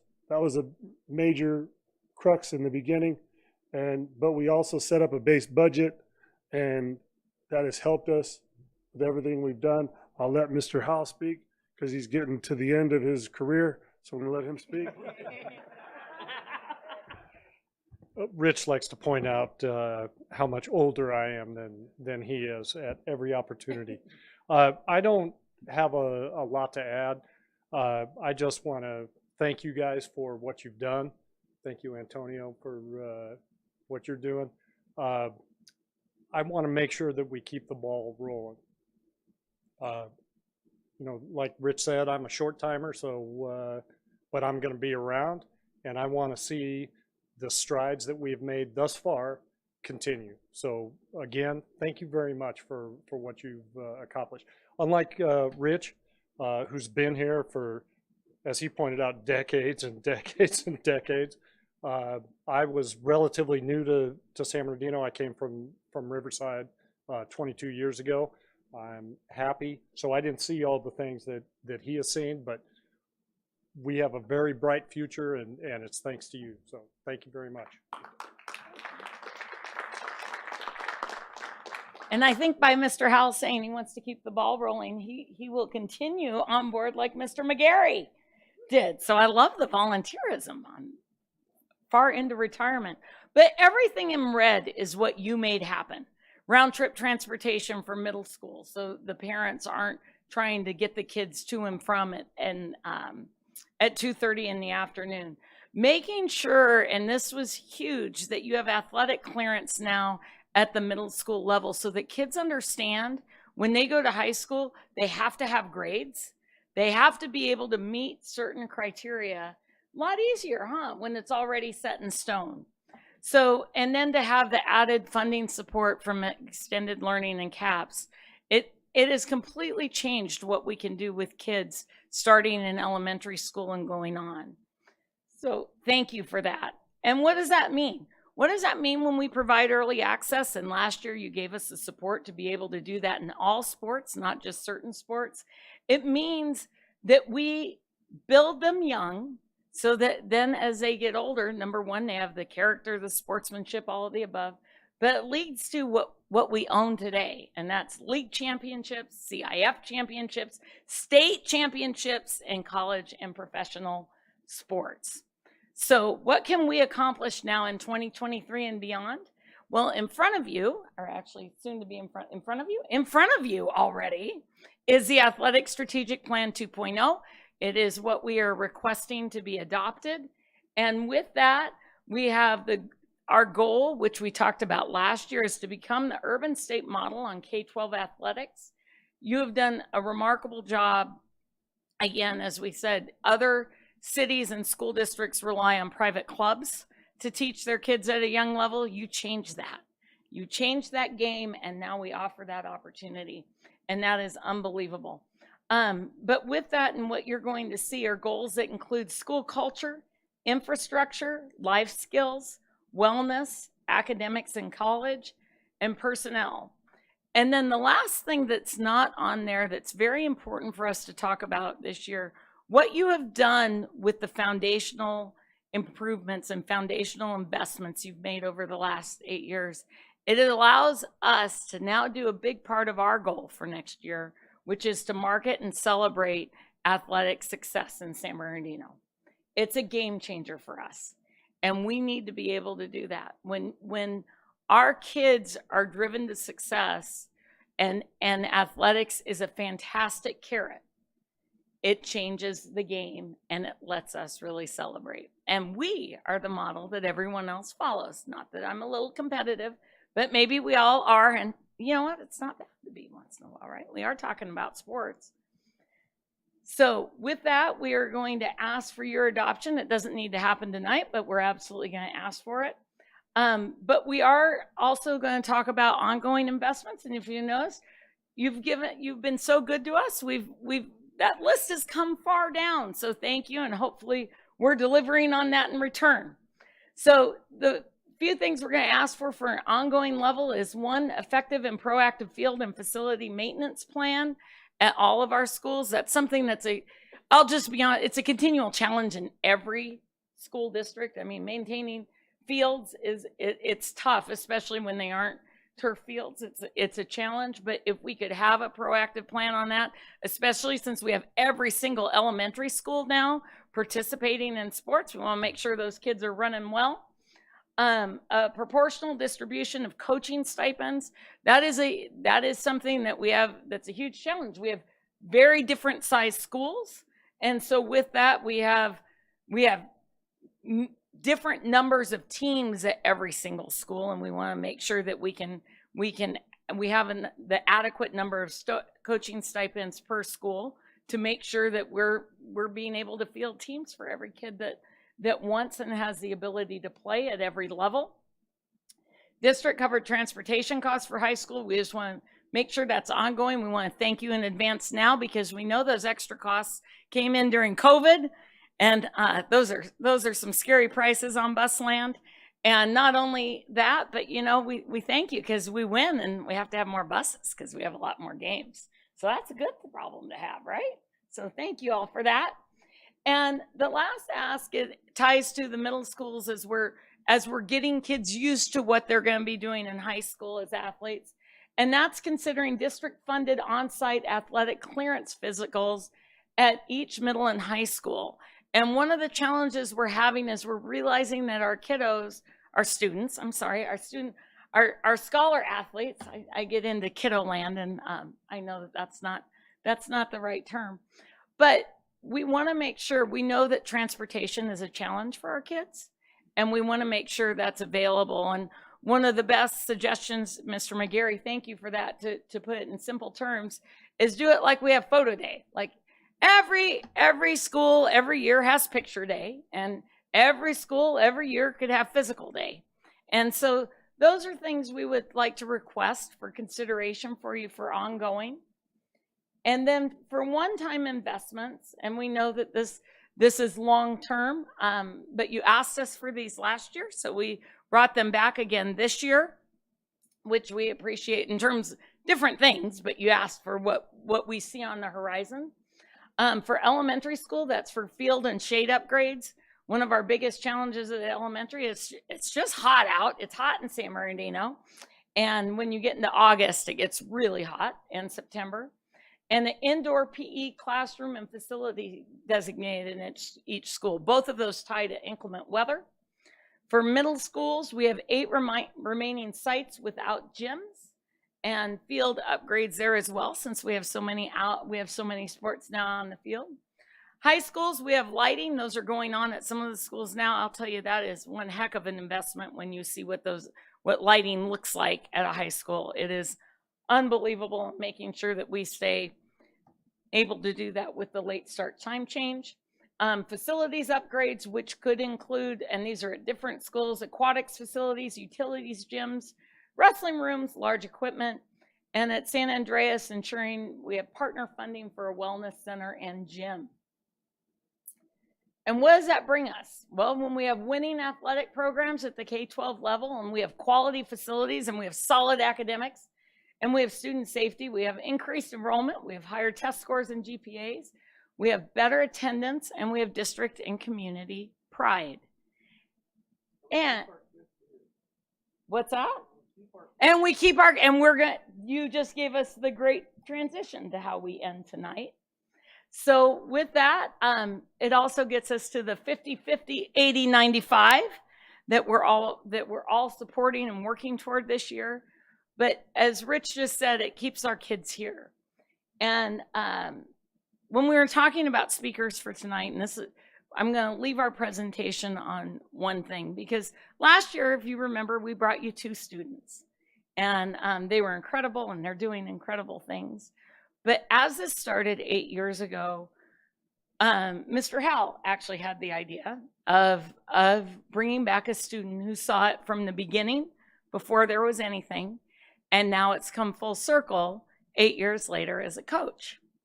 And I would be lying if I didn't say that my mom heart was pretty proud when Mr. Howell recommended him, because that was nowhere near on my recommendation, because you never want to brag about yourself, but I am pretty proud about Cameron, who has now come full circle. So we'll end tonight on that. Thanks, Mom. You're welcome, Julie. Good evening, board members. As you know, my name is Cameron Gilbreth. I'm the son of Carrie Gilbreth, one of Mr. Imbriani's past athletes at Cajon High School. The athletic strategic plan began when I was a freshman in high school, and before that, it was kind of put into consideration when they started bringing back middle school sports at Richardson Prep High, where I had the Tetlock family, as many of you all know, where we did have to figure out our transportation to schools. Thankful to my mom for getting me there to all those events, and then leading into high school.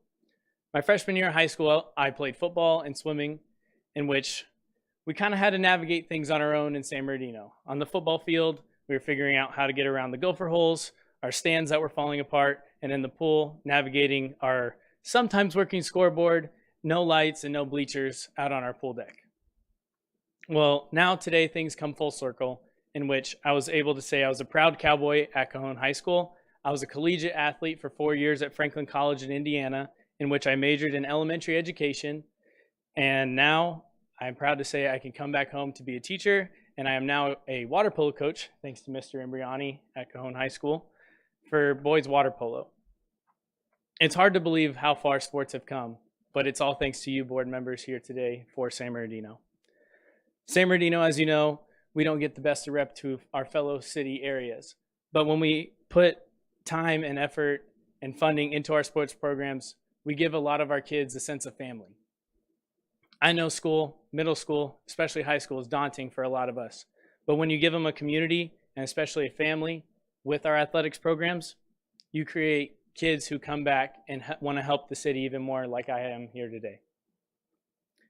And that's all because of you guys. Now, on the pool deck, which is where I see everything as of right now, we are getting a new scoreboard. We do have stands. Cajon has a brand new turf field and track, all thanks to you guys. And with the continued support and investment in our community and in our schools, you will see that as a return for you. And I hope I can be the first one of many in showing you that this is a great opportunity to help our kids and help in our future for San Bernardino. Thank you.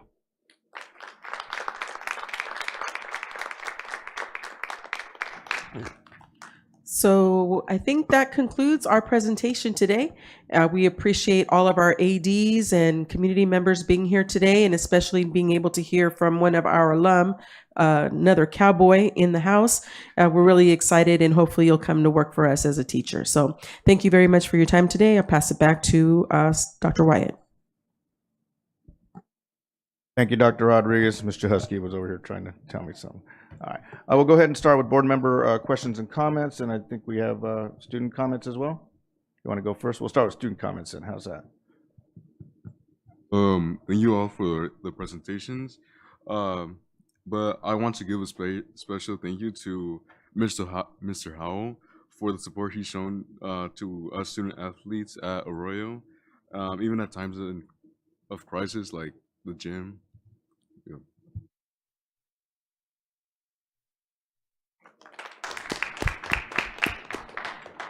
All right. Thank you, young man, and Vice President Tillman. Thank you all for a great presentation, and welcome back, young man. I'm proud of you. You know, it's just great to see the results of the work that you all have put in, and the results of the board dedicating and making it a priority to ensure that the sports are funded in the right way. And I've been to a few games recently, and it's just nice to see the atmosphere, the new uniforms, the facilities, and it's the way it should be. But I just want to make sure that the board members know and the public knows, and you know, even the employees, it's all about communication, right? It's all about being active, because I was on the board for some time and didn't even realize how dilapidated the programs were in the district. And because you know, even tonight, you know, the whole challenge is, it's late, we want to get out of here. And I always tell people I don't mind long board meetings, because you have to get things accomplished, and there's so much that gets accomplished here at these board meetings, and this is one of them. I mean, it was the really the impetus was Jaden Daniels' mom, Regina Jackson, and I had known her for years because her son played in Pop Warner with my son, and you know, Regina was always she's just an upfront person, but she came down with the practice uniform, and she found the worst one she could find. I mean, the shirt was so holy, it was like 2 strings, you know, and she would say, this is the practice uniform. But what the point she made was, if you don't invest in our students, we'll take them someplace else, as the parent said. And then that's when the light went off. But ever since then, we've been supporting the programs. And I commend you all. You know, Mr. Imbriani's best trait is he don't mind bugging people. He'll call you and say, hey, you got to come to the meeting, and you got to be there. But when he makes the phone call, it's because he has an idea of what needs to be accomplished. And because of that, we've done a lot. Even with this COVID money, we've been able to set aside millions of dollars to invest in the sports programs, because we said this is a priority and we're going to do it.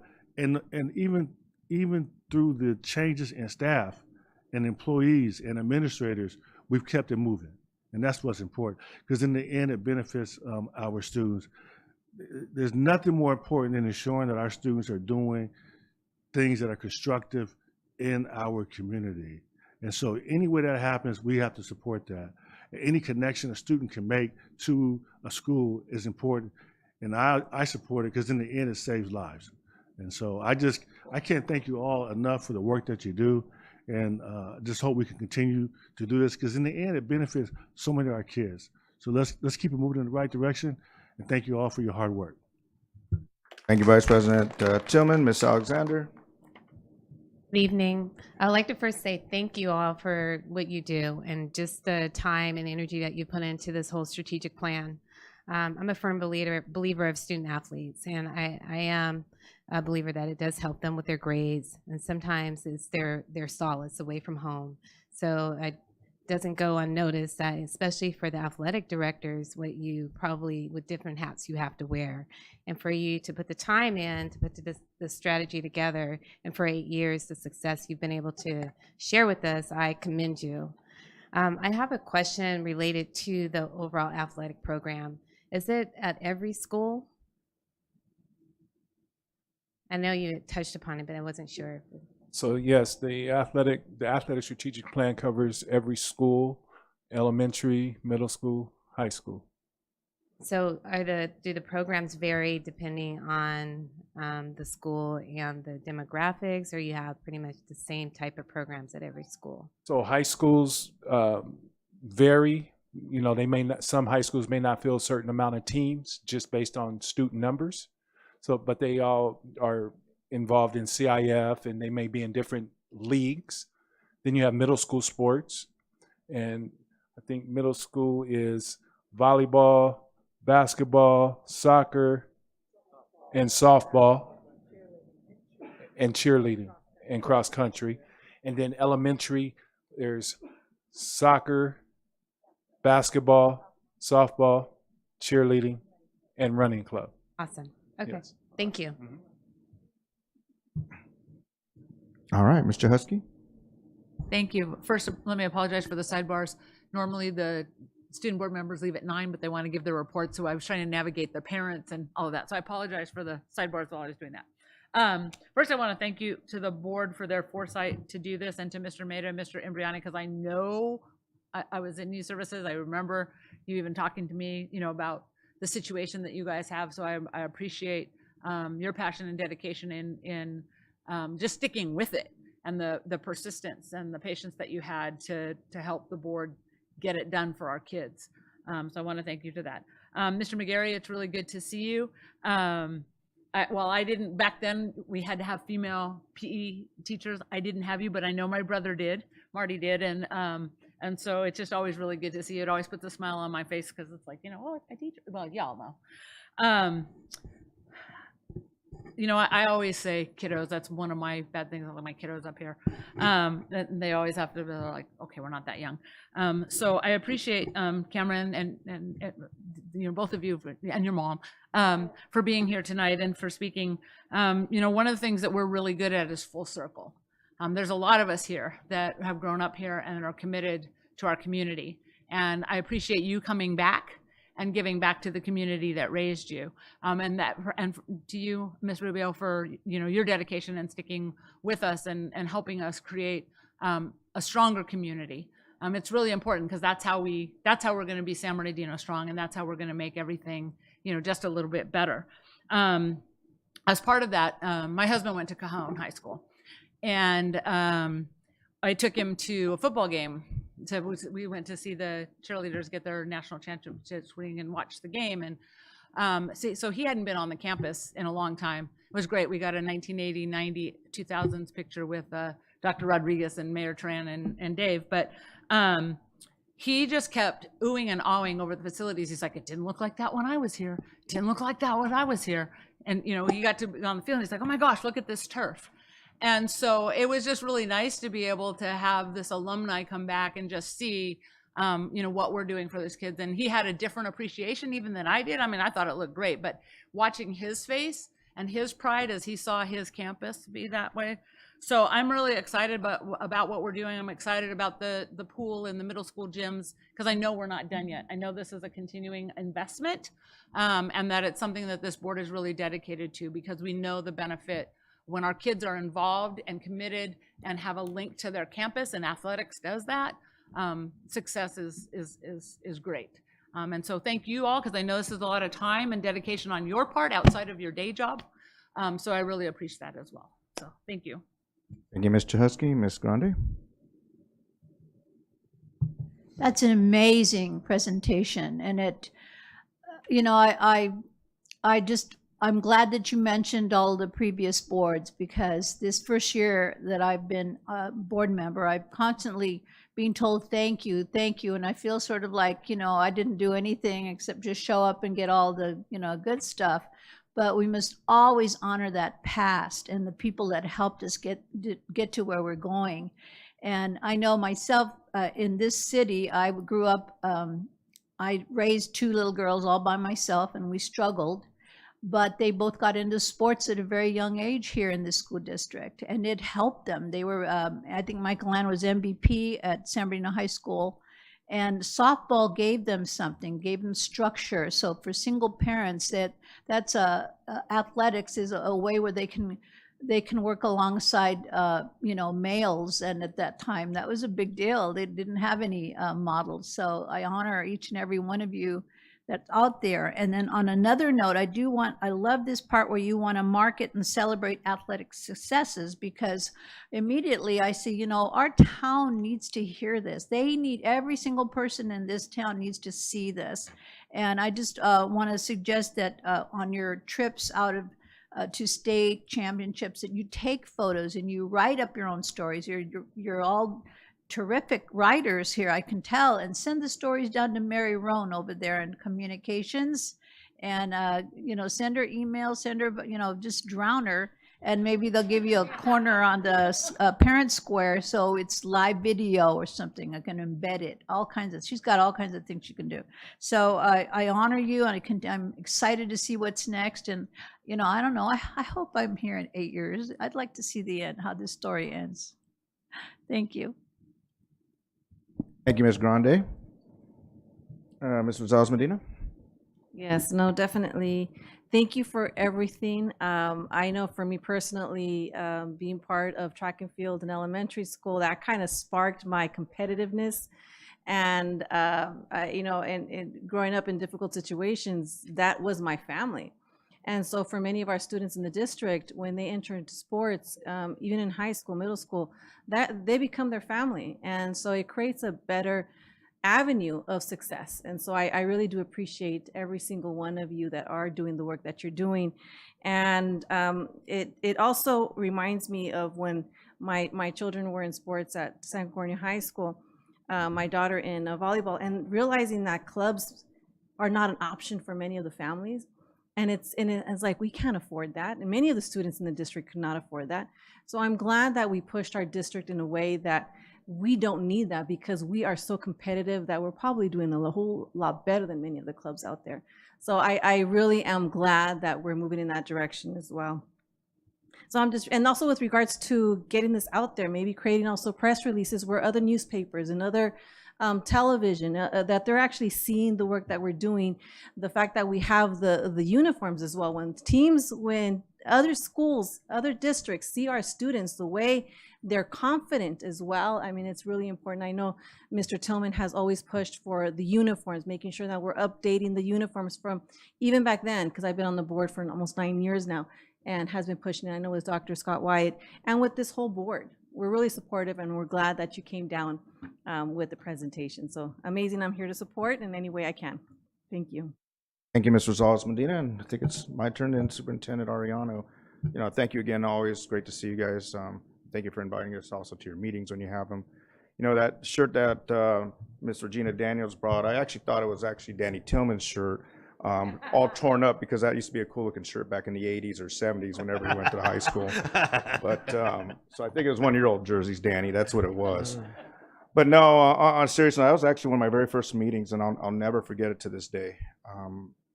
The opportunity, I don't like the word power, but the opportunity and influence that this board can have on our school district, our employees, our students, and our community. And that was a real proud moment for me. I'm glad that she brought that jersey here that day, because our kids deserve the very best, just like any other kid anywhere. They play hard. They do a great job out there to win a lot of championships, and we want them to look the same dang way. Also remember when San Diego High School baseball team came, and they came and told us thank you as well. And that just meant a lot to me, because I remember when I was in high school, I had the ugliest damn baseball outfit you could ever have, probably because I bleached it, so that was my fault. But we didn't have any money to replace it, so I played this white and what was supposed to be maroon outfit, but it was white and orange. But again, it was pretty dang ugly. So no, to all of you, just great job with our young men and young ladies. Coaching them takes a lot of time after work, on the weekends, away from your family. I know how much work you put into it to change their lives, to keep them out of trouble, to keep them coming to school, wanting to come to school. Same reason why I did. Love sports, and you help put this city on the map as well as our district too. So real proud of that. We know we have some big ticket items. Big ticket items. You guys have made that very clear to us. I know this board wants to support you 110% every way we can, just like you give everything out on the field for our kids. But it's going to take a little bit more than what we have. And this board, I know we have another discussion that's coming to make sure that we can reach that milestone, take us to the next level. We've seen those renderings, the artwork that's out there, and I'm super excited about our future. I really am. And again, I know this board is as well. I appreciate each and every one of them for the support that they've given to you, because it's not one, it's 7 of us to make those decisions. It's a team. Sometimes we argue like a team does, you know, in between each other, but at the end of the day, we come together like family. We'll make the right decision for our kids. We'll make the right decision for you. So thank you again. Superintendent Ariano. Very much. Well, let me begin by just offering my congratulations to the athletic directors. I look out and some very fine people that I've grown up with or I've read about over the years. So very proud of the work that all of you've done to really enhance our sports experience here for kids and the outcomes. I'm going to get to the specifics to that here in a little bit. I also want to congratulate the Board of Education, especially the ones that started this many years ago. Deanna, you are absolutely right. It saves lives. All of the extracurricular activities saves lives in many ways. As a matter of fact, it creates futures for many of us. And not all of us are star athletes, but the experience of being in those sports programs led to us learning about engaging with others, discipline, pride for your school, pride for your community, pride for yourself, the element of teamwork and collaboration and team goals, creating friendships that last forever, creating family that lasts forever. I can tell you, Mr. McGarry, this gentleman right here, was a big part of my life. And I was not a star athlete, but experiencing Mr. McGarry, really led me to me sitting here today.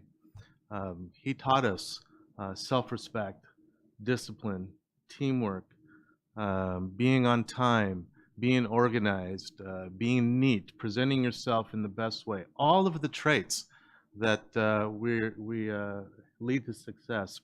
And when we talk about family, I tell you, I hadn't seen Mr. McGarry in 20 years. And my dad had passed away. And who comes walking through the door? Mr. McGarry. And I know he was walking through the door at Mr. Embriani's funeral. And that's what sports does. It's a family. And I appreciate it. So you are changing lives and you're affecting lives in so many ways that we don't even see. And so I appreciate this investment that we're doing for our young people.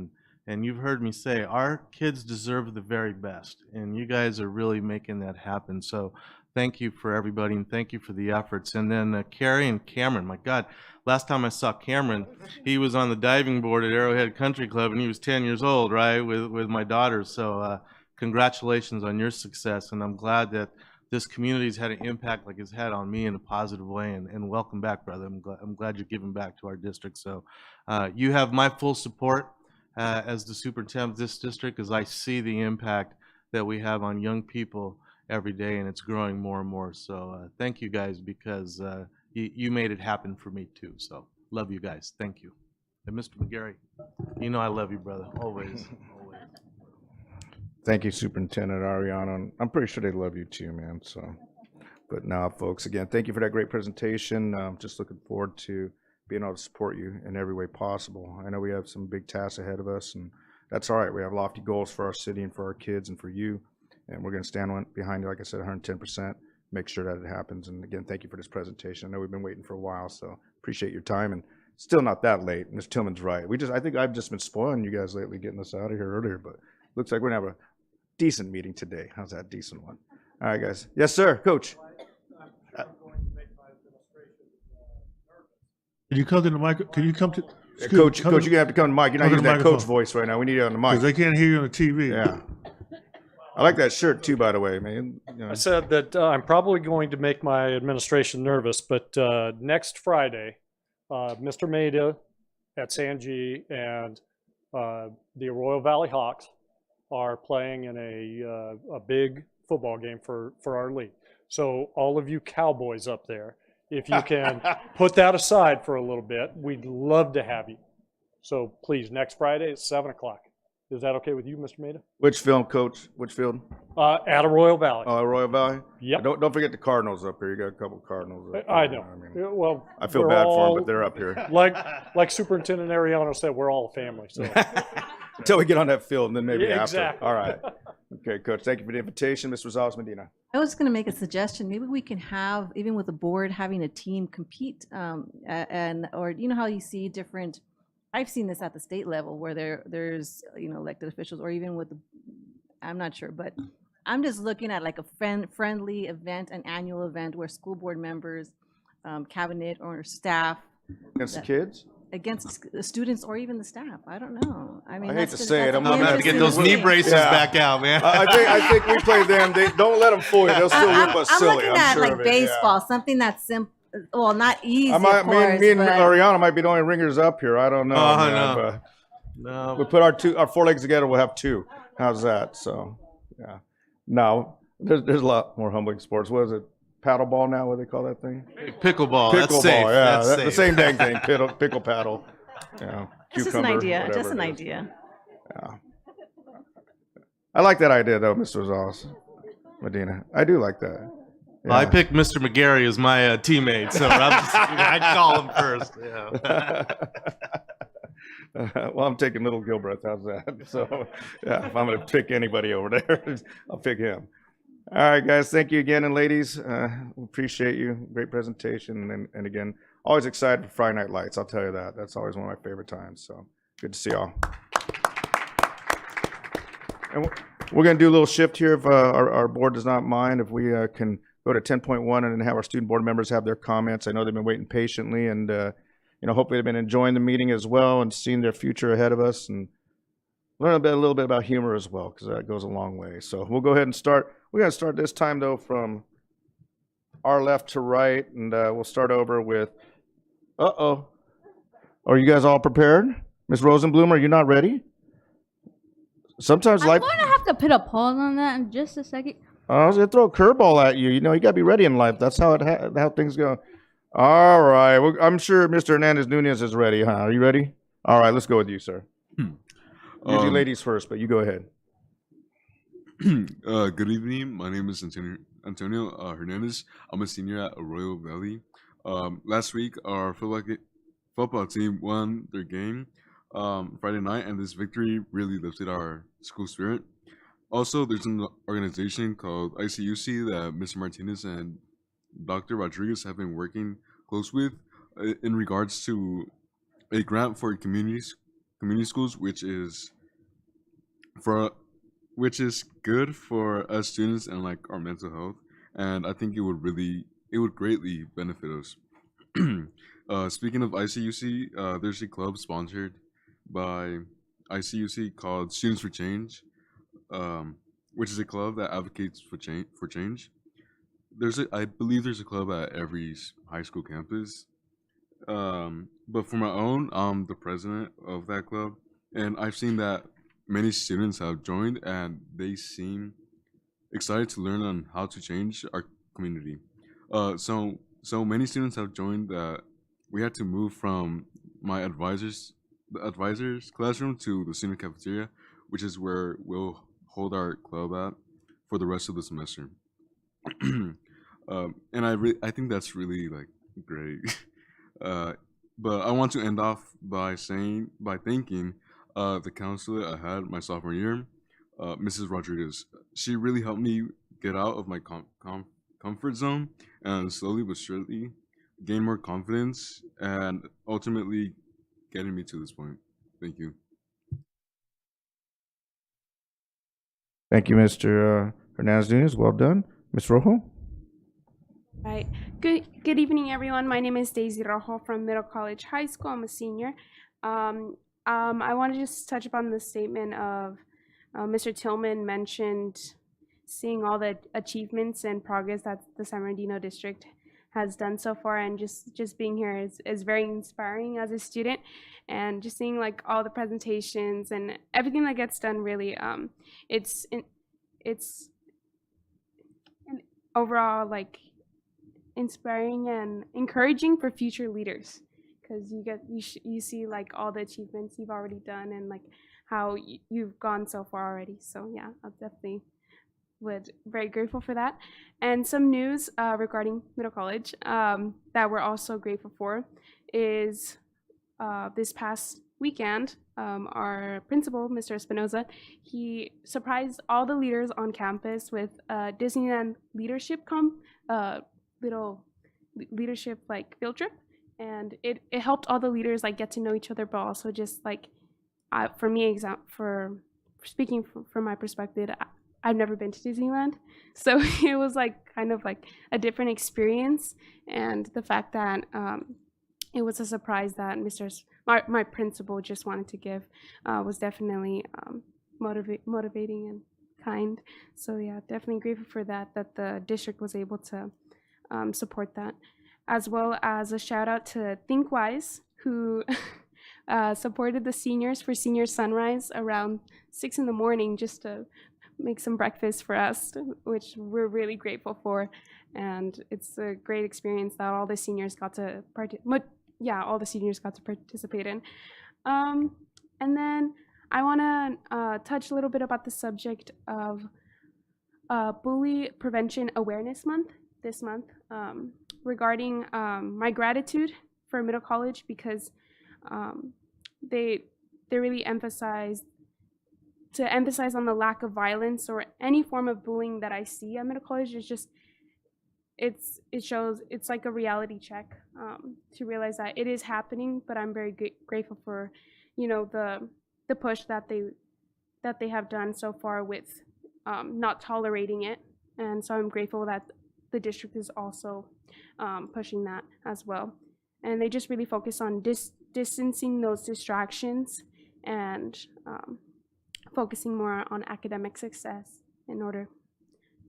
So aside from that, although I am working on multiple broad projects, one I want to focus on for this meeting is a request for more information regarding if there's any board policies that prohibit high school student paid internships in the after school programs, or if there is regarding the discontinuation of the after school programs, or if the discontinuation of the program has been has any relation to insufficient funding. Regarding that information, that'd be really helpful. And if you have any questions. So what are you asking? Can students work in the after-school program? Yes, paid internships in after-school program. They can't, right, Mr. Funches? There are a few administrative regulations and board policy that govern that. And I think what you're asking for right now is a program at Richardson Prep High. And what we're doing is we're gathering more information on that for you and working with the school site administrators. So there's some laws around that we need to make sure that we adhere to. Thank you. And well, overall, thank you so much for your time. And yeah. All right, thank you, Ms. Rojo. Ms. Rosenblum? Hi, my name is Anjanette Rosenblum, and I attend Pacific, and I'm currently a junior. I wanted to thank the CSOs and the securities and the school police for making sure that we're like very protective, because sometimes school can be scary. And I want to take my gratitude to CSO. I want to congratulate 2 CSOs, because if it wasn't for them, I know like I wouldn't be able to kind of push myself. I want to thank CSO Rojas and CSO Miss M. Currently, I didn't see her this week because she is currently dealing with some personal issues. I want to also thank my coaches, both Coach J and Coach G, for pushing me for my freshman and my junior year, for my freshman and my sophomore year of basketball. And I also want to gratitude. I want to have so much gratitude for Miss Mickey, because if it wasn't for her, I know I probably wouldn't be sitting here. I'd probably be somewhere else. And I wanted to finally gratitude my freshman English teacher, Mix Navarro, for still reaching out and making sure that I that I still do my best. I want to appreciate the people that were able to run the HBCU college fair at San G, because I think I might be the depending if I get this right, I think I might be right on my information. I might be the first person to graduate college, to be the first like African American mixed kid to graduate from a college, possibly a black college area, because I do I've already kind of looked at my colleges, and with basketball, I'm hoping that I can get like a recruitment, because I've already checked out a couple colleges that have what I'm looking for. And I just want to appreciate everything and everybody's timing and appreciation for coming out here, because I know we all got busy schedules and it's kind of hard to make time for things, but at least we appreciate each other. And like everybody has said before, we're treated like a family, especially how my coach treats us. She says that we're one big family. So one falls, we all gather around and help each other out. And and when you get hurt, famous thing my coach says, you get hurt, you'll be all right. You'll be all right in this. So I just want to give a big shout out again to everybody for coming out here and being out here with us, because I'm still a little nervous. I don't know how I'm doing this, but I appreciate y'all. All righty. Thank you, Ms. Rosenblum. And thank you all three of you for staying a little bit late. I know it's a school night, so we're going to, you're like, I'm not, this ain't late to us, right? Oh, we need to be good still. You know, we're adults here, so we got to make sure you get home by 10 o'clock at least. So, all right. Well, thank you all. You are excused if you would like to go home, which I think you need to. So, and we will continue. We appreciate your comments and your time. So have a good night. We'll see you in a few weeks or a month or so. Maybe was it a month? All right. Okay, we'll get back over to, let me get over there. 7.0, action items. 7.1, personnel report. Number 6, date October 3rd, 2023, which contains actions such as hiring, retirements, resignations, promotions, and terminations. As presented. So moved. Second. It's been moved by Vice President Tillman, second by Mr. Rosales Medina. Any discussion? Hearing seeing none, let's go ahead and vote.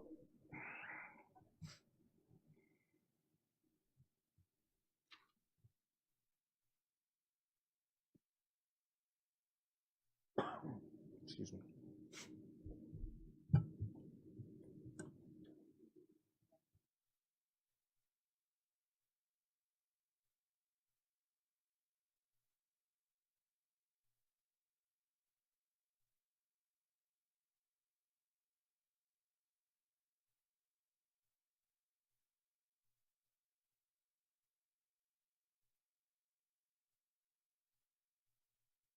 Okay, motion carries. Moving on to 7.2.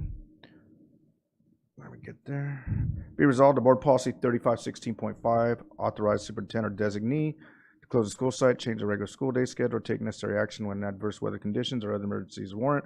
Public Contract Code 2113 also relieves the governing board of a school district from bidding requirements when emergency repairs, alterations, work, or improvements are necessary to permit the continuance of existing school classes or to avoid danger to life or property. I'm not going to read the whole thing because that's a lot more, so. So moved. Second. All right, thank you, Mr. Rosales Medina, and I think Vice President Timothy Beach, Mr. Husky, I think just by a hair, so. Any discussion? All right, let's go ahead and vote. Ms. Rosenblum? Yay. Thank you very much, and the rest of us will vote electronically.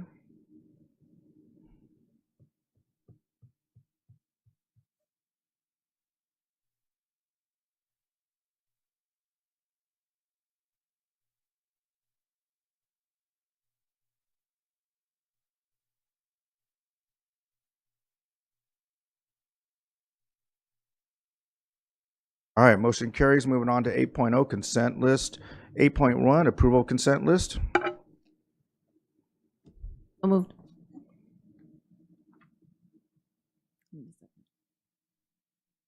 Need a second. You gotta be able to hear it there. All right, it's been moved and properly moved by Ms. Rosales Medina, second by Ms. Mariana Grande. And I would ask for discussion. Looks like Ms. Alexander, you have an item to pull? Two. Two, just two, okay, that's not too bad. 8.16 8.16 and 8.27. 8.27. Let me take a look at those real quick. All right, and on that one, one may have probably would recuse or abstain. Okay. Any others to be pulled from anyone else? I do have two myself, which will be 8.31. As I am an employee of county schools, I will abstain on that one. And then 8.33, which I am the vice chair of Young Visionaries Youth Leadership Academy. I will recuse myself on that one when the time comes. All right, any others to be pulled? I hear and see none. Let's go ahead and vote on the consent list agenda as it has now been amended. Ms. Rosenblum? Aye. All right, thank you very much. And we'll move on to 8.16. For application of this disposition of electronic waste and furniture. Ms. Alexander? So I just have a question related to that. I see that we're disposing electronics, so computers and. Excuse me, just 1 second. Okay. I haven't finished, you haven't finished voting for. Okay, my Yeah. apologies. Thought I would write that. I voted too. I don't think it came up yet.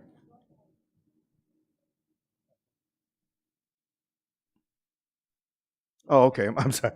Motion carries. Sorry. All right. And then, so Ms. Alexander had a question on the. Disposition of electronic waste and furniture. What are the criteria for us to decide if we're going to dispose those items, and or do we take other factors in consideration, like donating them or other methods of disposition?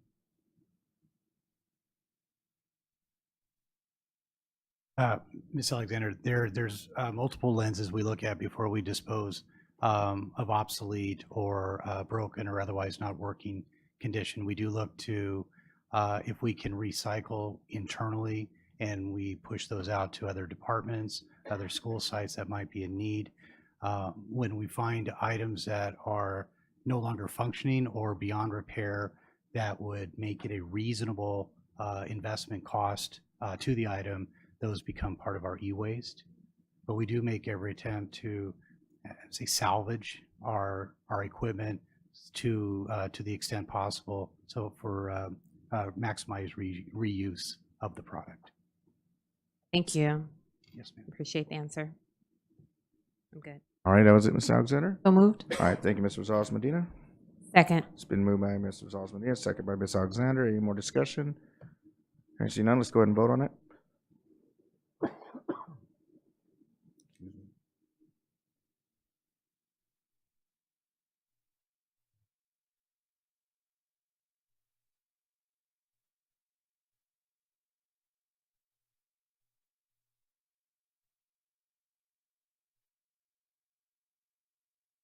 Okay, motion carries. We'll move on to 8.27. Agreement with Assistance League of San Bernardino, no cost. So moved. Second. Been moved by Ms. Rosales Medina, second by Ms. Chahusky.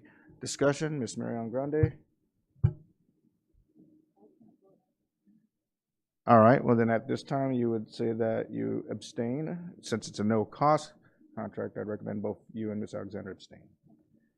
But we will have to wait for Danny then, because we will need, Vice President Tillman, because we will need 4 folks to vote on this. So hopefully we didn't catch him. President Wyatt, I'm sorry, who motioned in second? It was motion Then I made the Second by motion me. and I seconded.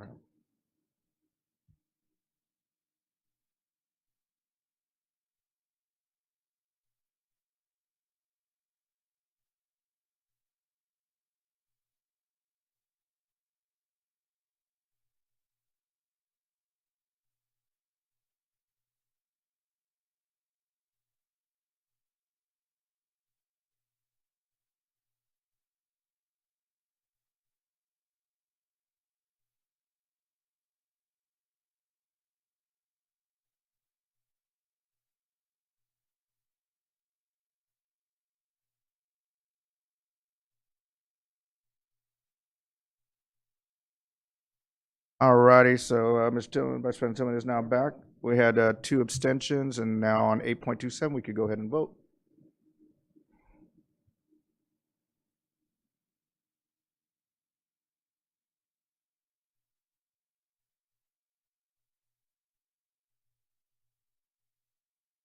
All right, motion carries.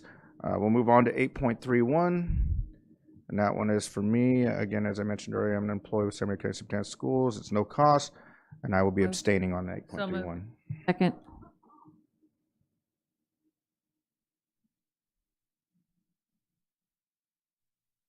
And I second it. And that says ratification of the agreement with San Bernardino County Superintendents of Schools. No cost. 8.31. 8.31.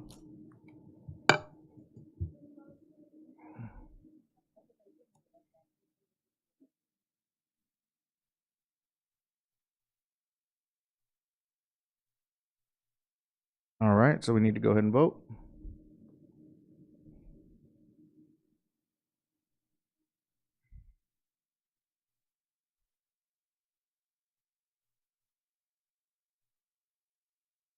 And 8.33. I'm sorry. All right, motion carries, so we'll go ahead and 8.33, renewal agreement with Young Visionaries Youth Leadership Academy, $250,000. Second. So moved in second. Vote, please.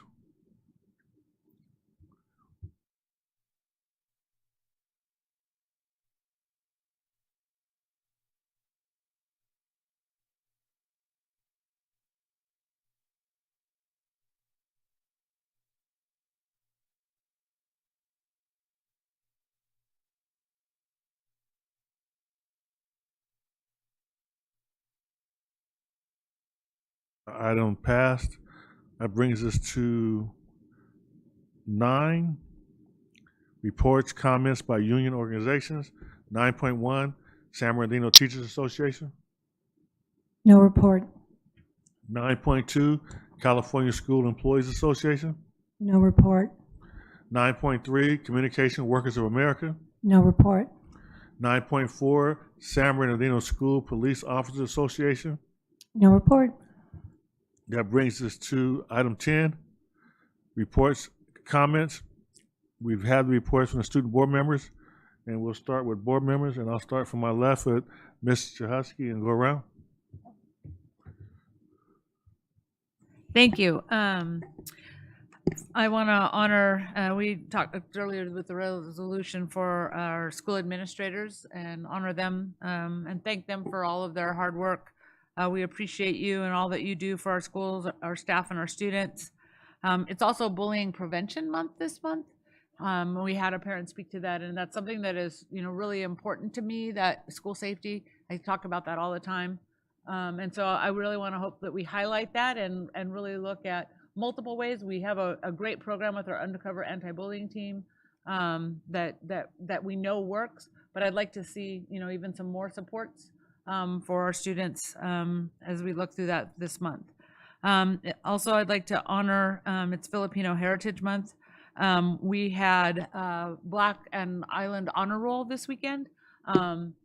It was great to honor our students, and it was just an amazing event. The families were just so proud. The students, there was one young man in a suit. I think he was the highlight of Superintendent Ariano and my day, but they were just wonderful, and the dancers and just everything was just such an amazing, uplifting event. The speakers were just heartfelt, brought me to tears at the Island Honor Roll. It was just a really wonderful event. So kudos to our ETSA team and to you, Ms. Applegate, for an incredible event. I went to Fairfax for their preparedness ambassadors. They had 3rd and 4th graders. There's a program within the state to have these preparedness ambassadors that are trained. That they come in and they teach them what to do in an emergency, and they were honored with certificates for completing their program and backpacks and such. And I was just so proud of them. But I am a little concerned just about the Fairfax playground and facility. The day I was there, they had broken pipes. So not only have we shortened their field by putting a road through the middle of it, they couldn't use the other part of the field because it was completely full of mud. I know M&O has probably been out to fix that, but that school could really use some love. It's one of our older schools, hasn't had some of the modernization of the others. I know the road is taking some time because there's like 6 different agencies, including the Army Corps of Engineers, that has to be involved to try to fix the bridge situation into that community. But I really would hope that we could figure out some way to help support that community and that school while they're waiting for everything to be fixed. I went to Emerton for their Helpful Honda, the Honda dealers. They got nominated for Helpful Honda, and every student in the school received a book, from the youngest to the oldest. San Gregorio High School had students there. They have a child care program, and they do some of their hours and work at Emerton, so they were there to help cheer and everything on. But one of the things that it did, besides every student getting their own book to take home, take with them, read at their grade level, is they had many classes with perfect attendance that day. Like it actually also improved and impacted their attendance that day. So it was really exciting. So kudos to Ms. Ramos and to her staff for an excellent event. I attended the LEAD conference at Cal State San Bernardino. Dr. Murillo always does a wonderful job. It was on violence. Our own Robert Rodriguez was part of a panel that NEA put together. They're on a White House task force on gun violence. So if you get a chance, it was videoed. You can want to watch some of it. And then Emilio Rivera, I don't know if Mr. Arroyo is going to talk about that, but he was from the Mayans, and he also spoke and told his story, and I would love to see him come in and talk to some of our students, particularly those that have had drug and alcohol problems and Fs, have a lot of Fs, to inspire them on how to get out of it. Lastly, I did the Mom Mob at Parkside, which is my alma mater, so go Parkside Panthers. And thank you, Ms. Medina, for doing the agenda review last night. I look forward. I'm hoping you'll talk about your experience like that. And thank you to those of you who have signed up for at least 1, but I need everybody to sign up for at least 2. I have some board members that haven't signed up for any. I would love 1 board member to sign up for 3. I've already signed up for 3. So I have a little sheet here that with the dates that are still available. I'm going to send it around, and then we can give it back to Ms. Cunningham so she can put it on. But I need every board member to do at least 2 of them, and I need 1 to do 3. So if you've already signed up for 1, you know who you are. You need 1 more date. For the rest of you, you need 2. The agenda review with the student board members the night before the board meeting we talked about last time. Yeah, you got to do 2 too. You got to mentor. You got to mentor these guys too. They need to hear from you because you have the most experience and the most to share. So.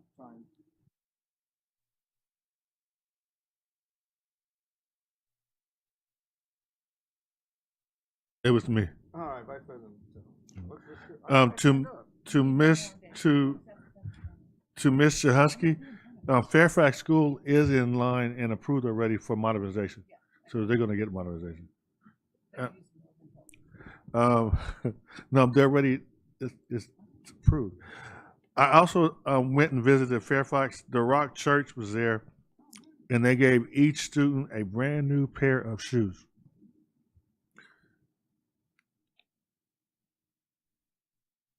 It was a great event. The students were very excited about their shoes. Someone playing soccer, and they took their shoes off, played soccer in their socks, so they wouldn't get the shoes dirty.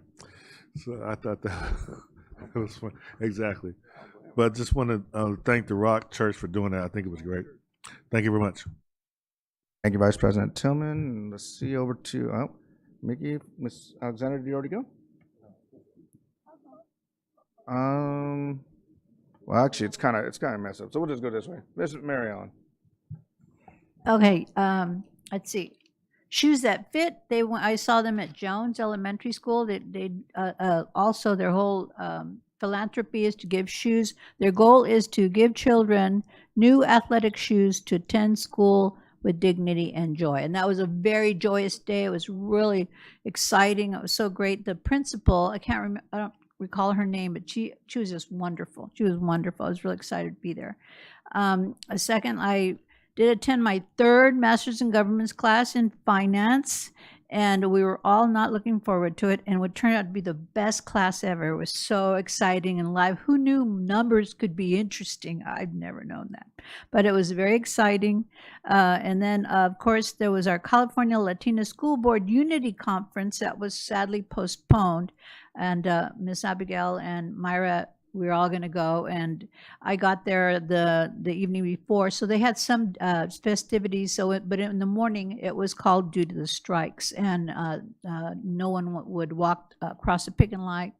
Solidarity. Dolores Huerta was going to be one of our speakers, so it was postponed, and Dr. Thurman too declined to come. But we have hope. The other thing I wanted to share is. Okay. Yes, there was one more thing I had failed to mention. I had gone by to say hello to Vermont Principal. Was on my way home one day, and Mr. Hernandez, is that his name? Oh, just a wonderful, wonderful man, and he showed me all the little things that he wants to do. Can tell he's a handyman at heart, because he pointed out the soft spots on the wall where the water is coming in, and so one of the things that he was really concerned with, and he pointed out to me, he says that he would like to see the plastic blue cover over the chain link fence along the front of the school. He fears the slow driving cars that come in front of the kinder class in the beginning in the morning and in the afternoon, and he feels uneasy, and he notices that they did cover one little piece of it to hide some of the equipment that's in the front.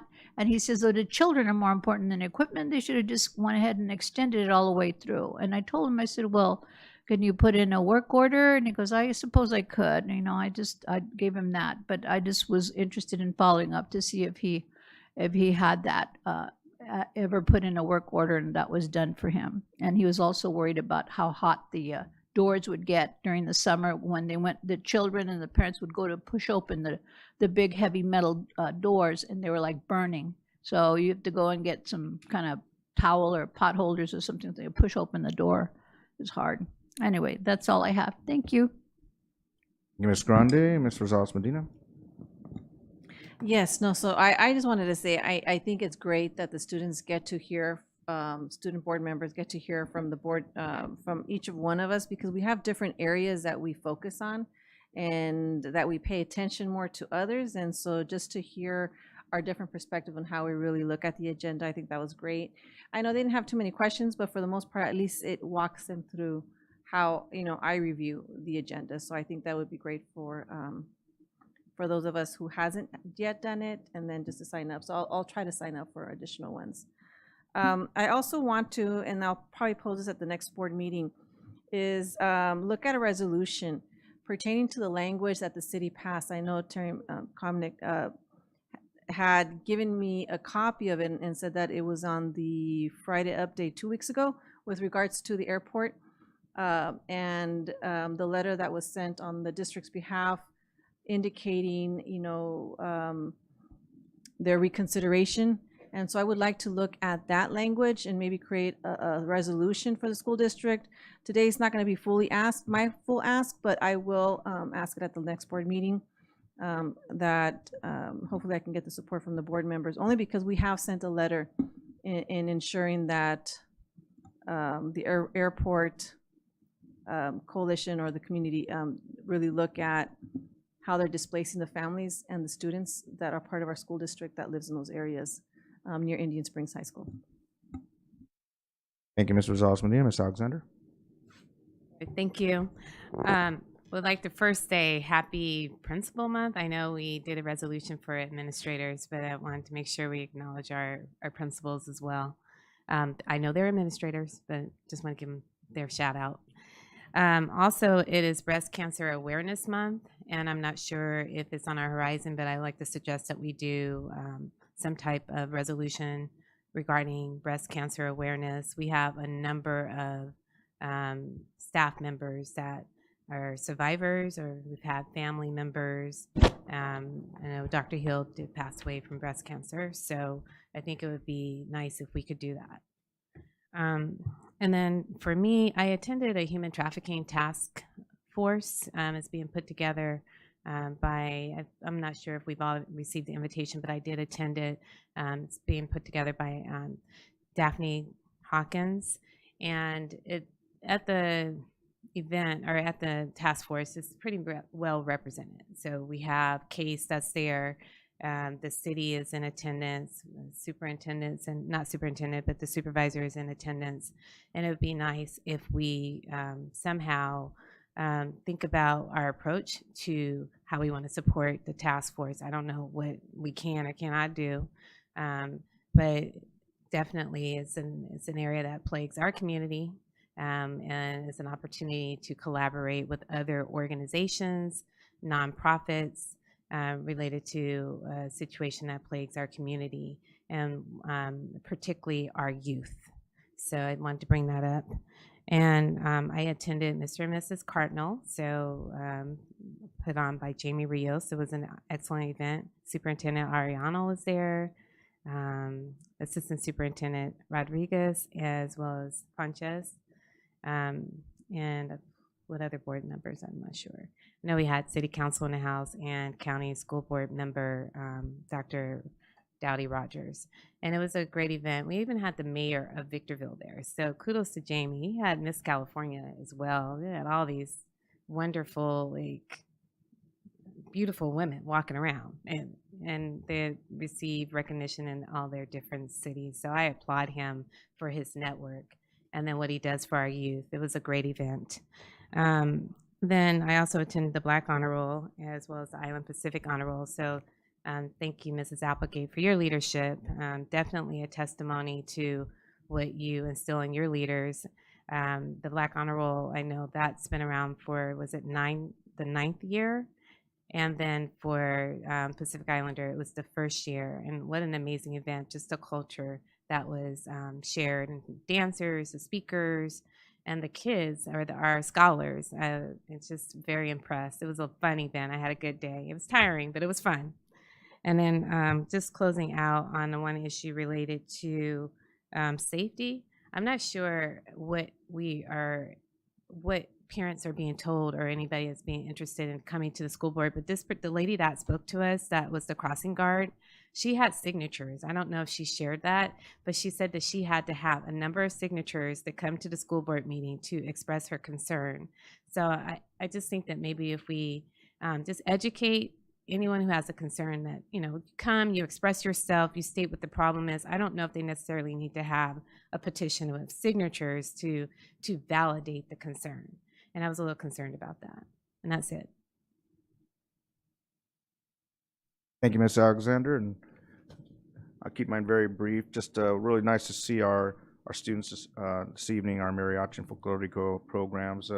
As we said, we're hoping for that. I want to also give kudos where kudos are due, and even though she's not here, I know Dr. Flores was a huge person who supported that program and getting it up and running. So Dr. Flores, if you're out there watching, thank you as well for making that happen. And all of us keep it going. As Vice President Tillman said, I definitely want to see them in their nice outfits, and we have the money and we're going to invest into that program like we do so many other programs. Thank you to the ADs and the rest of the coaches that came out today, Dr. Rodriguez as well, for the athletic strategic plan. Moving forward with that, super excited about it. I know there's some big money, big ticket items on there that we're going to need to, seek funding for, such as our middle school gyms. It's not going to be able to get done on its own, so we're going to have to, look at some other options. Hopefully down the road we'll talk about that. Again, thank you to Bank of America for coming today and doing a surprise presentation to the Making Hope Happen Foundation. $200,000 check. I think that's really nice. I think we got Ms. Detman, got her on that one, the executive director. So if you're out there again, I'm glad we were able to surprise you and the foundation as well. And thank you to Bank of America. And I'm going to keep it at that. Ms. Rosenblum, thank you for staying with us late this evening and hanging out with us. So we appreciate you. For sure, I always got you guys. All right. Maybe you could do a little homework while you're over there when we check on you. Got a lot of good tutors up here. So, all right, folks, I'll go ahead and turn it over to Superintendent Ariano. Thank you, President White. Just a few celebrations to share today. First of all, congratulations to our wonderful district, and in particular to Dr. Rodriguez and Marlene Bikendova and her team. We have once again earned the prestigious Golden Bell Award for our bullying intervention system undercover team. And obviously, we still have a lot of work to do, but coming from a different district and coming here, we have a lot in place and a lot that we are building. So congratulations to our outstanding team. We will be recognized at the CSBA conference coming up in San Francisco in November. So that's very exciting. I also want to offer and congratulate Board President Danny Tillman, who this weekend will be honored at the 100 Black Men of the Inland Empire Gala. So I'll be excited to be there along with a few of our colleagues to cheer on Mr. Tillman. So that's going to be very exciting, man. Thank you very much. I get to wear tux, man. Danny and I are wearing tuxes. I'm going to get a picture of Danny and I in tux. That's going to look good. That's going to look good. I want to alert and inform our community that tomorrow there will be a national emergency alert test done by FEMA. So right about 11:20 a.m., anybody who has a cell phone, you will receive a text alert. So I know Eric Vatier and Mary Rowan have sent out information to our staff, to our parents, and to our teachers so that they're aware in case cell phones start ringing off the hook tomorrow at about 11:20 that we know it's something that's legitimate. So Mary Rowan, thank you for sending out some information so everyone is aware. Had a great busy 2 weeks since the last time we were together. Since we were together, I've been able to visit Hunt Elementary, North Park, Lytle Creek, Lincoln, Richardson Prep High, and Pacuma K-8 School. Great visits. Able to attend the Del Vallejo ribbon cutting for our animatronic lab at Del Vallejo, which is wonderful. Danny Tillman and I attended the Shannon Hills first annual Hispanic Heritage Celebration. That was a good time. Went to the Mr. and Mrs. Cardinal pageant over at Indian Springs High School, and that was a lovely event put on by Jamie. What a great job. I attended the State of San Mateo County event at Ontario Convention Center and got to hear all of the great things that are happening in the county of San Bernardino to help our community and help our people. So a lot of great things are going to be happening that are going to affect us directly as a community. Mickey, thanks for getting us involved in the 12th Annual Lead Summit at CSUSB. What a great event. We had Dolores Huerta, a national treasure, speaking and talking a little bit about her history. We had Emilio Rivera, the actor, talking about his personal life and journey. It was just amazing, his life turnaround. And I agree, he would be a great person to come and speak to some of our students. James Ramos talking about a lot of the initiatives for our Native American folks here in the state of California, a lot of the injustices that we're trying to make right. So I learned a lot from him. And just I want to applaud Dr. Enrique Murillo for his passion in trying to have difficult conversations in our community that bring us together and make us better. I want to thank Dr. Kelly and the Inland Child Development Center. I had the opportunity with Dr. Rodriguez to attend their open house yesterday at the Adult Ed, and what a wonderful space that is for preschool daycare for our kids. Just a wonderful event, so I want to thank you. And also just another shout out to Dr. Greer, Francine Brashear, Anna Applegate, and everybody involved. The Black Honor Roll and the Pacific Honor Roll event was just great. And I loved getting everybody singing Ain't No Stopping Us Now at the first event. That was a lot of fun. But it's great to recognize all of our scholars and make sure that we celebrate the diversity within our community, because that's what makes us beautiful, is that diversity. And our kids were seen, heard, valued, and loved, and so were our parents. So those are two great events. And I'll end tonight by just thanking everyone who was involved in submitting thought exchange feedback. So Mary Ellen, thank you, and Katrin, thank you for all the work that you did in organizing that thought exchange. We are now collecting all the analyticals, the themes that came out, but I want to share with you how much involvement we had. So the superintendent forums that we had, the four meetings were nice, maybe combined, maybe 100 people, 120 people, warm bodies. Thought exchange, the adult thought exchange, we had over 1,000 people participate and submit 1,200 different thoughts of what the Board of Education and Superintendent should consider as part of our multi-year vision. Remember, we had our high school students involved? 3,800 of our high school students participated and entered 3,500 thoughts for the Board of Education and Superintendent to consider about what they want to see this district look like between now and 2030. So I just want to thank the community, our staff, our students, the English teachers at the high school that carved out that time for the kids to do thought exchange. That feedback is going to be so valuable as we start to carve out what our multi-year vision is for the district. So as I always say, it's been a great couple of weeks in the San Marino City Unified School District. That's all I have. Thank you. All right, thank you, Superintendent Ariano. Always appreciate your comments and definitely all your celebrations. We'll move on to 11.1, review of requests. Ms. Bowntag.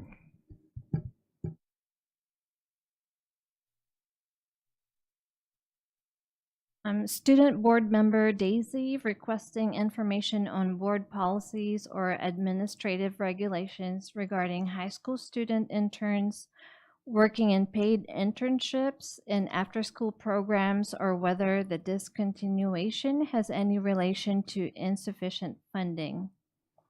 Ms. Chehusky hopes that we can figure out some way to support the community around Fairfax Elementary School during the road bridge project. Ms. Chehusky is hoping we can look for multiple ways to support the anti-bullying program. And Ms. Chehusky is requesting that Emilio Rivera come and talk to students about anti-gun violence.